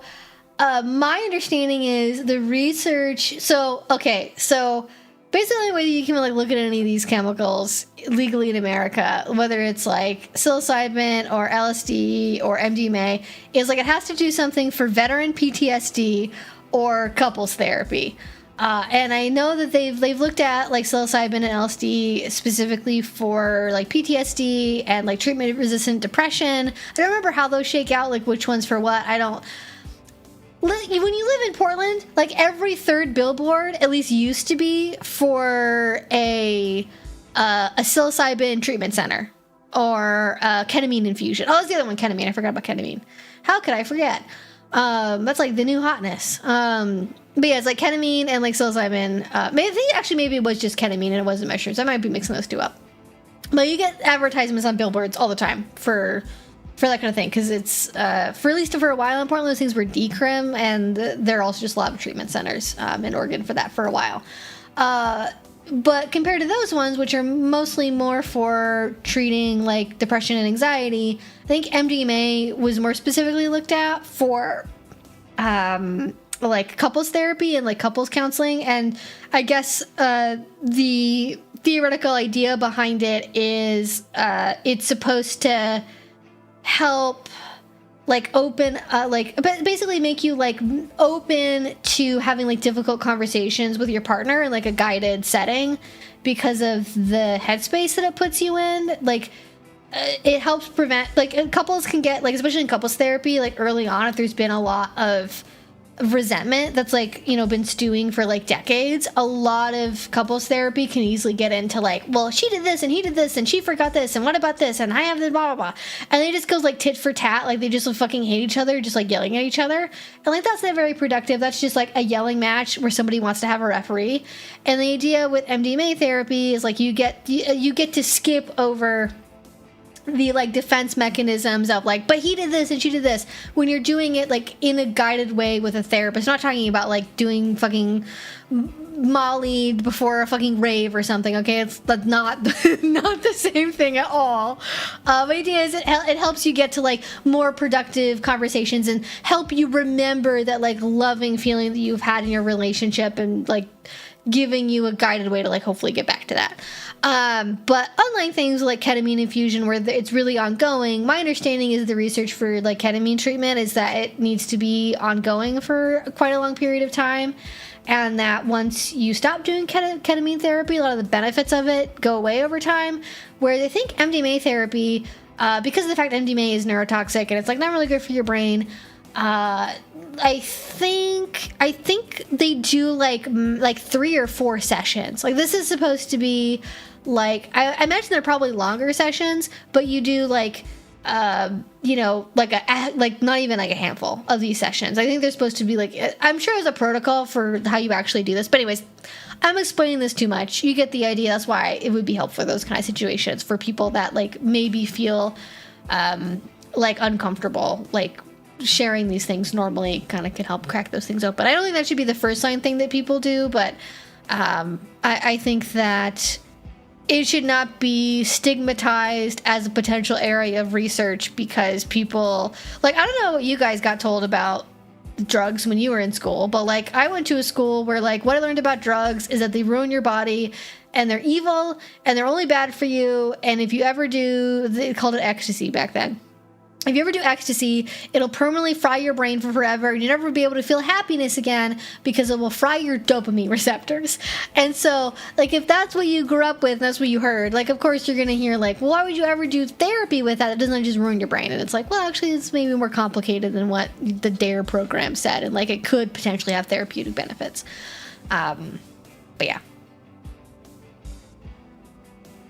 The theory behind it is that MDMA and similar compounds inhibit a lot of fear and reactive pathways that allow a patient to explore things without being overwhelmed. Yes, that is the much more scientific version of trying to explain what I was saying, which is like it helps you get past your like defenses. But yes, it inhibits your fear reactive pathways because the way it, I don't know exactly what mechanicalistically it does in your brain with, I think it's primarily serotonin, but I think I don't actually know if it acts on your dopamine pathways at all.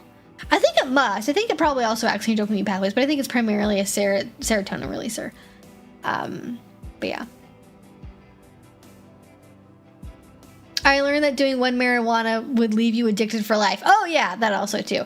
And then if you do one drug, suddenly you're going to be smoking meth. And that's all drugs lead to meth. That was the other thing I learned. Oh my god. Okay, all right. I'm going over the question box. Thank you all so much. If you've not asked your question, now is a great time to ask it because we are getting to be the end of the stream. And I will see what we are getting asked. I'm going to a kink night at a local bar. What's appropriate or not to wear to something like that? So it depends on where you live. If you live in Germany, I would definitely dress up. If you live on the west coast of the US, it depends on the bar a little bit, but you can probably just wear whatever you feel comfortable in going to a bar at. Like I would dress like, okay, I would dress for going out. Okay, maybe pause on that. Maybe some people dress here. Okay, if a going out dress for you is like a micro tube top, 2-piece set kind of thing with like a micro bikini, I don't know what people even wear, little micro skirts. If that's what you wear to go out to the club, maybe don't wear that to the kink night. That might be a little too, you need to cover up a little bit more than that, than the 2-piece bikini set. That's what you normally wear to go out. But like, you know, a little bit of eye makeup if you normally wear eye makeup. That's usually a good place to start. Black is usually a good place to start. But it can be like fairly casual. Like, if I was going out to just like a casual kink night with like friends at a bar, I would wear something like, I would wear this top. I'd probably wear one of my dog collars. I'd wear, the summer, so actually I wouldn't wear pants. I was gonna say cargo pants, but it's summer, so let's ignore the cargo pants. I'd wear like a pair of like ripped denim jeans. I'd wear some kind of like, you know, either like a belt with rivets in it or some kind of belt situation, and then like fishnets and like a pair of like Docs or something, and then that would be the outfit. There you go. But you don't have to wear that. I wear that. That's kind of just like the style that I like to wear. And if that's not you, then don't. If you don't want to pretend like you're doing a tank girl cosplay, then don't dress like that. Then don't do that. But I think black's always a safe thing to wear. I think it's a really quick thing to go to. Don't wear anything, just to cover my bases on like what's not appropriate to wear. 1, read the rules if you don't know for sure. But 2, cover up your bits. Probably don't wear anything like overtly kinky. Like if you have a t-shirt that has like a bare butt with like red cheeks on it from a spanking and it says like spank me daddy on it, don't wear that t-shirt to the munch, okay? That's a cute one for the kink convention or like wearing to the dungeon as a cover-up, but I would not wear that to a vanilla establishment like a bar. I guess a bar might be fine because it's a bar, so I'm assuming it's like a bar and not a tavern where there might be kids but just not getting served alcohol. So like, okay, maybe that depends a little bit. But you know, usually people that are going to munches, the idea is you're keeping it a little bit lower key. You're not raising a lot of attention that it is a kink thing specifically at a glance. So like, okay, a kilt is probably fine, but wearing the bare ass spanking t-shirt is probably not fine. And then other than that, just like be nice, be polite to people. I recommend going early if you can, because that's usually the best time to like break into conversations with new folks. And that is what you need to know about that. Yes, and Tank Girl is also a movie if you haven't watched it. I watched it a long time ago. I can't say if it's like a good movie or not, but I do remember that it is a movie.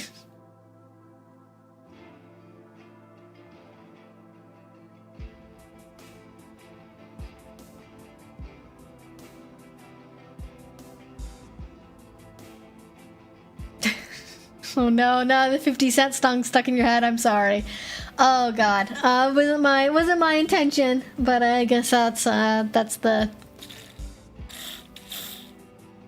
risk. Do you find age play, pet play, or breath play to be more widely demonized in the US? In the UK, pet play was the main target of prosecutions in the early 2010s. Really? But breath play is the big target right now. You know, I don't know in terms of what would be more widely demonized. Like, I haven't seen, like, active legislation against any of them. Although, actually, heads up for my South Carolina folks. South Carolina heads, big news for South Carolina. They just banned tattoo parlors being within 1,000 feet of a school, a church, or a playground. Which, why can't a tattoo parlor be near a church? I guess, like, why not? Kids can be anywhere. Why not have it be 1,000 feet from any building? But whatever. I don't know if it's, like, I think it's probably a protect the children thing. And, like, oh my god, like, minors, they might be tricked to going to the tattoo parlor, not the church. We can't have that. Ban them immediately. So tattoo parlors just got banned within 1,000 feet of all those places, which functionally bans tattoo parlors from being inside cities, which functionally means you ban tattoo parlors because rural South Carolina and the economy of rural South Carolina is not robust enough to sustain most tattoo parlors. So that really fucking sucks. And also they specifically banned anywhere at any time tattoos on the head, face, and neck, or head, face, and hands. I think it was head, face, and neck. So like anything above the collarbone. No more tattoos in South Carolina. That's not really a kink, but I think like body modification stuff is like any kind of like you changing your own body, whether it's like hormones, tattoos. Like if conservatives could ban hair dye, except for blonde, because that's bleaching, so it's fine. And also, if you're in the military, you can get free testosterone. But if you need it for a different reason, you can't have that. It's no good. Fucking make it make sense. You can't. It's a trap. But the body modification and like that kind of thing is usually, you know, very like the conservative southern states especially are like, what if we just made it illegal to change anything about who you are at any time? What if we just did that? What if we could do that? Freedom of speech? Never heard of her. Who's that? They don't know. Never met her before. They don't know about freedom of speech. Except for if it's getting to fly a flag of the Confederacy. Then they know all about freedom of speech. Funnily enough. Who would have guessed? But I think probably what gets demonized specifically that's a kink thing the most in the US is age play. Because I've heard the most about that popping up in court cases, especially in relation to other crimes or custody hearings and divorce proceedings. Like, I just listened to a podcast episode the other day where a psychologist who is a sex researcher talked about how they're oftentimes brought on in court cases as an expert witness to talk about age play and like the different ways that people do it and the motivations behind it and sort of differentiating like maybe like a maladaptive, like pathological interest in age play that maybe is getting into like mental health issue territory versus more like garden variety, like, okay, you're like a mentally well person, but you just have like a thing that you're into that's kind of different, like differentiating those two things. And that I think I hear about the most commonly as a thing that people will bring up is age play in custody disputes because, you know, they don't. I mean, imagine this probably gets to the point of like potentially being defamatory, but they essentially talk about it like it's one step away from being a pedophile. Like, this person can't have custody of their kids at any time unsupervised because they're into this thing, and so what if they're actually a pedophile? What if they could harm kids? What if they actually are fetishizing their own children? Could be bad. That could happen. And so that actually pops up in custody disputes, I think probably the most commonly. But as far as legislation is concerned, unless somebody else knows about something that I don't, I haven't seen any legislation against those things specifically. Yeah, simulating CSA. That's what people talk about it. They're like, that's like you're into simulated CSA content. And by simulated CSA content, they mean an adult wearing a diaper, or an adult wearing the color pink and like having a tutu on, and it's like, oh my god, how can we do this? And then they have to go on as an expert witness and explain why that doesn't mean that they're a fucking pedophile. Jesus Christ. Being an age player I think would be really rough if you ever ended up having kids or having a contentious divorce proceeding, because if your spouse finds out about your interest, or you were, heaven forbid, open about it at some point in your relationship and it gets used against you later, that is probably the big one to be worried about.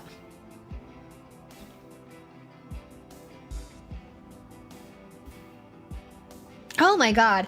I saw a post a while ago on Reddit of somebody asking how much diazepam they should use in their partner to simulate kidnapping or sedative play. I was like, the dog should stop giving you benzodiazepines. Fucking yeah, that is benzodiazepine abuse. What the fuck? Like, listen. I believe in decriminalization of most things. I think people should be allowed to do things with their bodies as adults. And, whether that's like sex work or smoking marijuana or whatever, like, okay, fine. But specifically giving your partner enough Valium to simulate a I don't know, a date rape scenario? Like, I mean, I guess there are worse drugs you could be using for that. That's kind of a silver lining, but maybe just don't do that. Maybe just don't abuse benzodiazepine medication. Actually, this may be not a good thing to be doing. Not that I'm going to give out suggestions on what I think a better alternative to that would be, but like, also sometimes you can just, you know, hypnosis. Actually, you know what, I will. Hypnosis. You can just use hypnosis, okay? Sometimes you don't have to actually do something. You can just use the power of hypnotic suggestion and just sensory deprivate your partner, slap a pair of headphones on them, make them listen to a hypnophile that's coaching them to fall into a very deep, deep sleep, and then feel them up. You know, that's a drug-free, chemical-free scenario that's relatively low expense and isn't fucking dangerous and also stupid. Like, oh my god, some people, they just don't even consider the consequences. But also, here's the cool thing, is sometimes you can have fantasies and then you don't actually have to, like, do the thing. You can also just roleplay like you did a thing and then, like, not really do it. Like, you could roleplay as though that was happening and then, like, not really do it.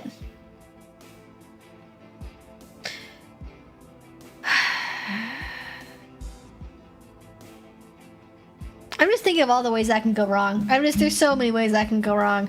It's actually kind of funny to me how quickly people leap to, like, how do I give my partner drugs? And they don't even, like, think about, like, how they could potentially have negative consequences. Oh, my God. The reason they stopped giving people barbiturates is because benzodiazepines have a sedative upper threshold. It doesn't cause respiratory arrest alone. Barbiturates do, though. Yeah, that's why they got rid of Quaaludes. I've always wondered. That's one of my questions I had for a long time. Was like, what happened to Quaaludes? Like, they were the disco scene, the Quaaludes, and then something happened, and then suddenly it was like benzos, and like now it's ketamine. Like, what the fuck? Like, how'd that happen? And it turns out ketamine happened because it's a replacement for PCP. Because PCP. There's, I think, like a Whitest Kids You Know bit about PCP that I watched in fucking health class. Like, it's not good for you. So it's like, we've made improvements, but probably don't. There are certain, you know, just like, if you live in a state where marijuana is legal, maybe that's a thing you could pursue instead. Just saying. This thing you could maybe do instead as an alternative that's a little safer. Just put it out there. As long as it's legal where you live. So, you know, that there are sometimes better options.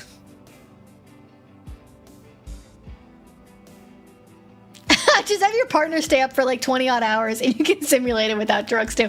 Yeah, go from sleep deprivation to like very sleepy. Yeah, exactly. Or okay, wait a second. Why couldn't you just use melatonin? Why couldn't you just sleep deprive them and then give them melatonin? I'm sorry. I should not do this. This is my curious brain instantly goes to like, how can I make this work in a way that's safer? And this is theory crafting I should be doing inside my own head in private and not saying out loud during a live stream.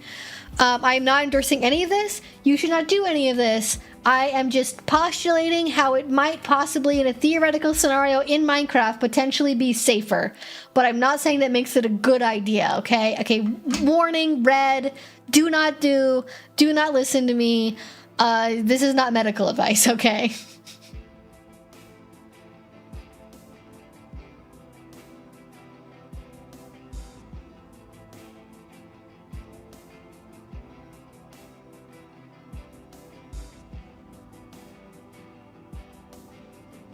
Oh no, don't do Benadryl. That'll make him see the Hat Man. You can't do that. Oh my god, they're canceling me. They dropped the stream frames. I got canceled for mentioning melatonin. Alright, anyways, I'm gonna try to get to a couple more questions here. Sean asked, you've been a great educational resource. I attended my first 2 munches this week after watching your videos. Any advice on selecting a first play party? Good question. So, I would say for selecting a first play party, I feel like we've talked about this quite a bit lately, so I'll make my advice kind of short and sweet on this one. But generally speaking, if you're going to your first play party, you've gone to a couple munches, Talk to people at the Munch or who you met at the Munch about local parties in your area. Check who is RSVP'd. Check out the profile. Get a vibe of the event, right? What do the ads look like? What is the event description like? What kinds of people RSVP'd? You'll tell a huge difference between a kink party for kinky people versus 20 RSVPs of all no-face blank profiles that says Gary's gangbang at Shake Shack. Be like, maybe don't RSVP to that event. Don't maybe go to that one.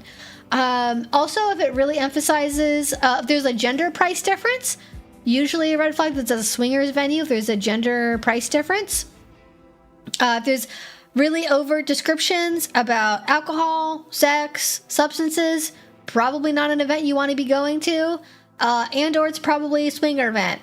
So maybe don't go to that one. See if they have dress code information. A big one that they should have somewhere, either buying a ticket, on the website, on the FetLife page, is information about their consent policy and their reporting policy for consent violations. If they do not have open, accessible, easily found information about their party rules, consent guidelines, and incident reporting process, I would be very wary about going to that party as a new person. They might have that stuff, they might have that information, but I think as a new person who doesn't know people yet, who doesn't know venues yet, I would steer my way towards events that are going to be as safe as possible, and that's one really big one to know. So if something does happen, you don't have to rely on like remembering somebody's FetLife name and who was there and then seeing, oh, I think that person was a DM, let me message them and ask them about blah, blah, blah. You don't have to do any of that. You can just go to the website, go to the thing, find out how to report something, send the email there, whatever the thing that they do for reporting looks like. And then it's low stress, it's easy to go through, it's easy to remember, and I think that's really important for a new person. I also personally would not go to a party if they very clearly used, or even just not even very clearly, just used AI for the advertising. That's just me personally. I feel like you have to respect my time as a customer, and I don't know if your event is legit or not if you whipped up an AI fucking advertisement in like 10 minutes. And there's misspellings in it, and I don't know if the date's right because you made it with fucking AI. Like, that's a big red flag for me. I don't go to shit with AI. And I don't go to shit where the people who run it use a lot of AI for promoting the venue, because I think that's fucking gross and disgusting. And our community is full of artists, and oftentimes low-income people who are also artists that you maybe could have hired for fucking like $20 to make a flyer that you could have repurposed for every iteration of this party for the foreseeable fucking future, and instead you made a fucking flyer with AI. Don't fucking piss me off. Anyways. But I'm just a small business. I'm just a small business owner. How could I possibly afford to pay somebody $20 to make me a fucking poster? Well, I don't know. You paid for a month of ChatGPT, so fucking that's on you, boo. Anyways.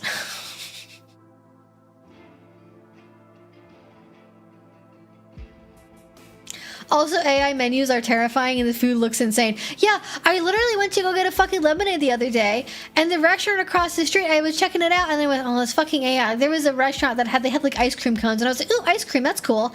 And then I went to go look at it, and the motherfucker, fucking, goddamn, fucking, the whole menu is AI. And I was like, I don't even know if they have this on the menu because it's made with AI. And like, the pictures aren't real because it's AI, so I don't even know what your food looks like. This information is useless. I don't know. I can't trust this menu literally at all.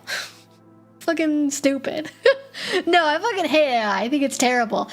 Like, I'm a creative person. I'm more of a craft person than like, I can't paint. I can't fucking draw. I can't do shit like that. I know that if I put my mind to it, I could probably learn the technique if I practiced it, because, you can get better at art with time. But, like, I never had any natural talent with, like, art or music or anything like that. But I am a writer, and I love writing, and I like creating things, and I like doing my own thumbnails, and, like, I like that process. I like making fucking slideshows for classes. Like, I like researching. I like doing that. And the idea of that, like, somebody, like, trying to replace that with fucking AI, like, makes me incensed. Like, first of all, you can't, because I know for a fact AI is not as creative as I am. Like, because where else are you're gonna log into your chat GPT account and you're gonna ask it to give you scene ideas. You know what it's gonna give you? It's gonna give you like, bend over the knee and spank you with a belt. When I give you scene ideas, I'm like, what if you did, I talked about this last Tuesday and I like this so much, I'm bringing it back up again. Like, what if you did a role play scene where you are a college student going to a private university on a scholarship, and then you get pulled over by the cops, and the cop plants something on you, and then they bust you for, like, you know, a federal amount of, like, weed possession. You have to go, no, officer, please, I'll do anything.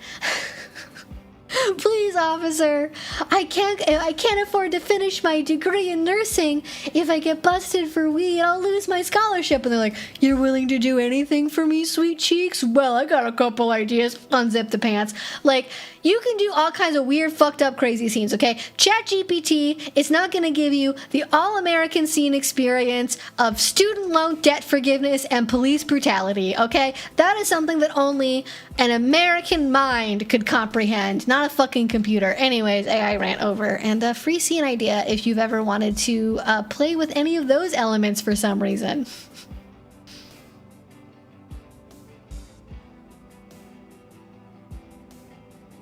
If I ever find out that anyone I've ever done a scene with used ChatGPT to come up with scene ideas, I would set my phone on fire. I would burn their number immediately. Of course you can ask the small dog questions. No one ever asked Bandit questions. Would you like to have a question asked, my darling? Would you like to answer a question? She would love to answer a question. So please, I will literally stay streaming until you ask the question to my dog. All right, I'm gonna get to another question here. Can people engage in their kinks outside appropriately? Yes.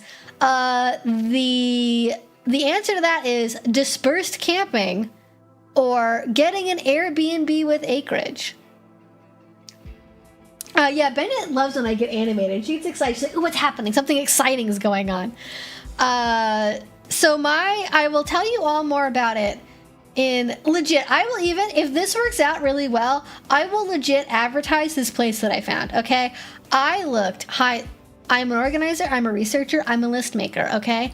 And when I tell you, I put in the legwork to look at every Airbnb and hip camp between fucking, I don't know, the Olympic Peninsula in Los Angeles, okay? I looked on the entire West Coast, basically.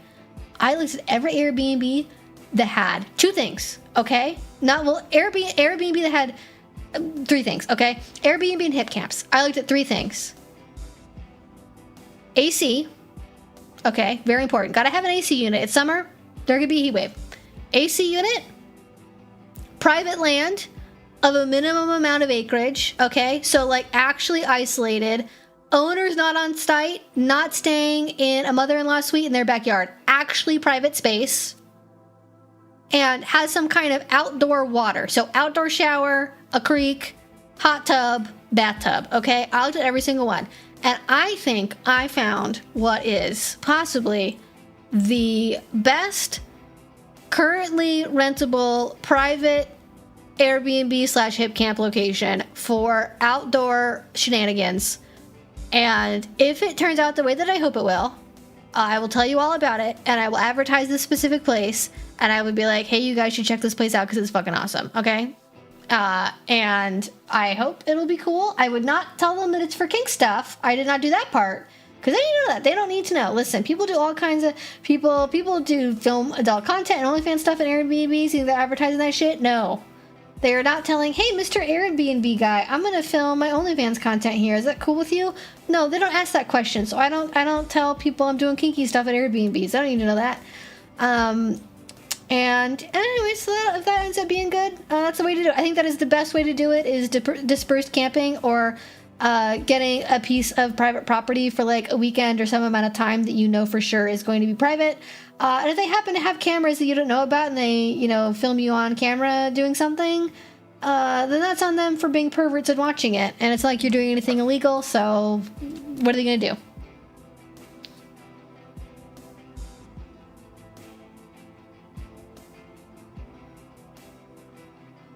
Panda, is it true that you're the real DB Cooper? No, they caught the real DB Cooper. I think. Didn't they? So unless they got the wrong guy. But yes, you can ask the small dog questions. I think I saw one.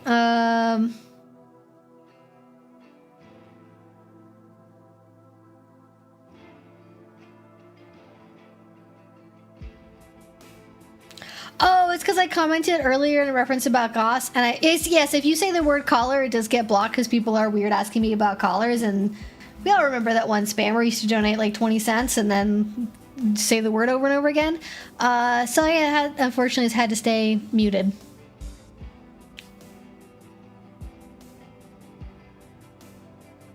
You adopted a dog! His name's Liam. He's a little black floofy ball. Oh, that's adorable. Congratulations. That is so cute. I'm looking for a new place. I'm half in love with the property I found with an outdoor shower on 2 acres, but the house is a total redo, leaking roof, old wiring mess. Ugh. The wiring especially makes that a huge pain in the ass, but I feel like it might be easier to do it the other way around and have land and then add an outdoor shower afterwards, because you can also do like a solo shower if you don't want to do something that's like connected to the main house's plumbing or anything. But yeah, the total redo old wiring, unless you like big DIY projects and you're okay living in somewhere half livable for a couple of years, yeah. Were the actual mastermind behind the recent Louvre heist? Bendita. Did you do the Louvre heist? Wag your tail if you did the Louvre heist. No, nothing. She did not do this. She says no comment on the Louvre heist. No comment on the Louvre heist. Bendita. Bendita. Bendita.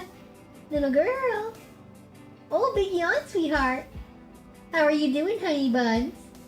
She's like, what are you looking at? What are you looking at, little girl? What are you looking at? Hi, sweetheart. Hello, yes. Hello. Do you know that you're really cute? Do you know that people think that you're a thief because of your name. People think that you're a thief. That's stereotyping. That's profiling. That's very rude. That's very, very rude. You've never done a single thing wrong in your entire life. No, you haven't. Everything you've done's been absolutely perfect, absolutely wonderful.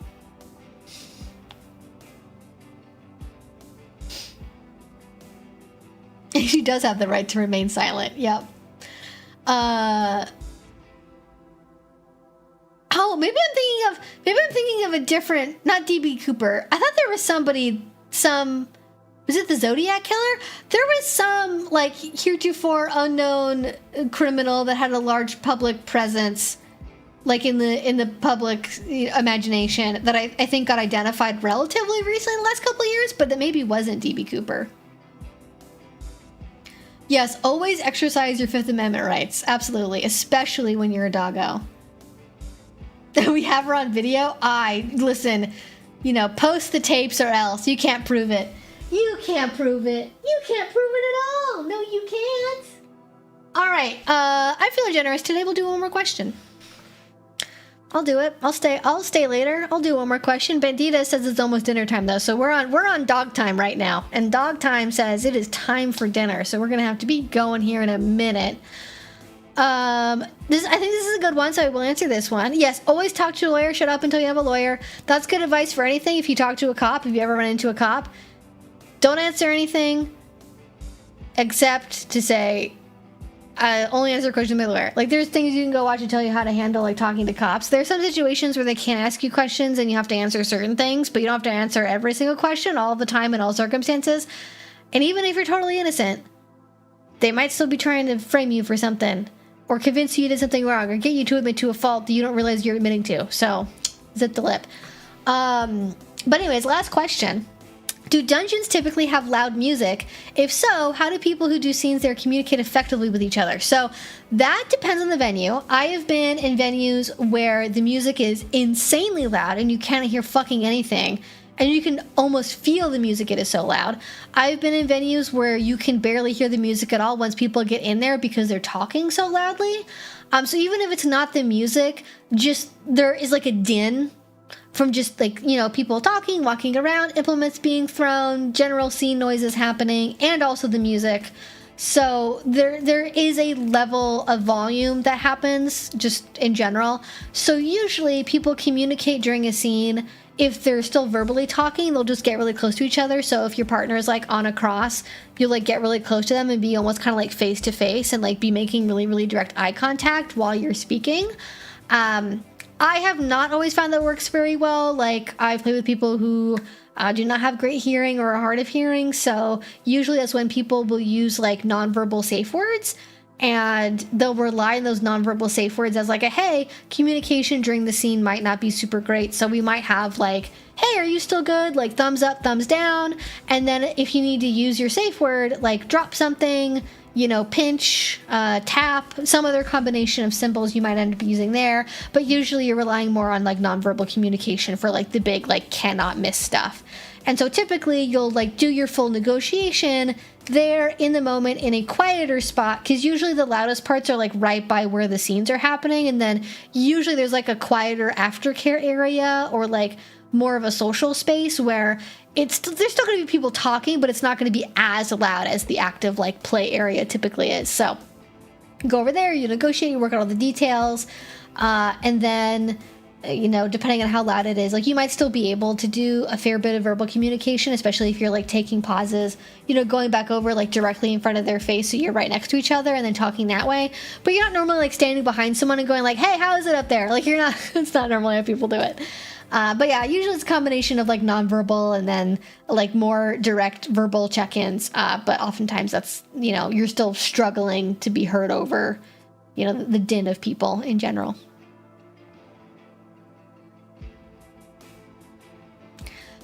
James Dewan's Don't Talk to the Police is the best lecture I've ever watched, which coming from Ren is a big deal because I imagine you're the kind of person who watches a lot of lectures. It's on YouTube, Never Talk to the Cops. Yeah, I didn't used to think that way, and then, you know, last couple years has taught me differently. Yes, 12 out of 10, best doggo for sure.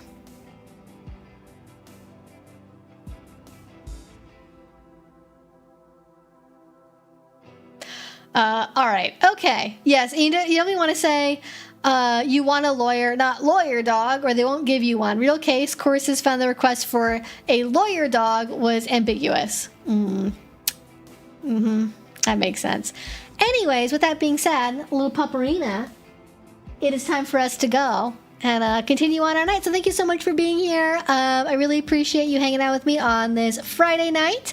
If you have not already, definitely go ahead and subscribe to the channel. I'm not going to be streaming next Friday, but you will get notifications for my next live stream next Friday. And also, we are again doing a live stream over on my Patreon this weekend. So if you've not signed up for that, now's a great time to do it. We're going to be watching a movie. We're going to be commentary. It's a fun time. It's one of my favorite things that I get to do over on Patreon. Thank you all so much for joining me. I'm going to go out and take care of Bandita, and I will talk to you all again very soon. Bye.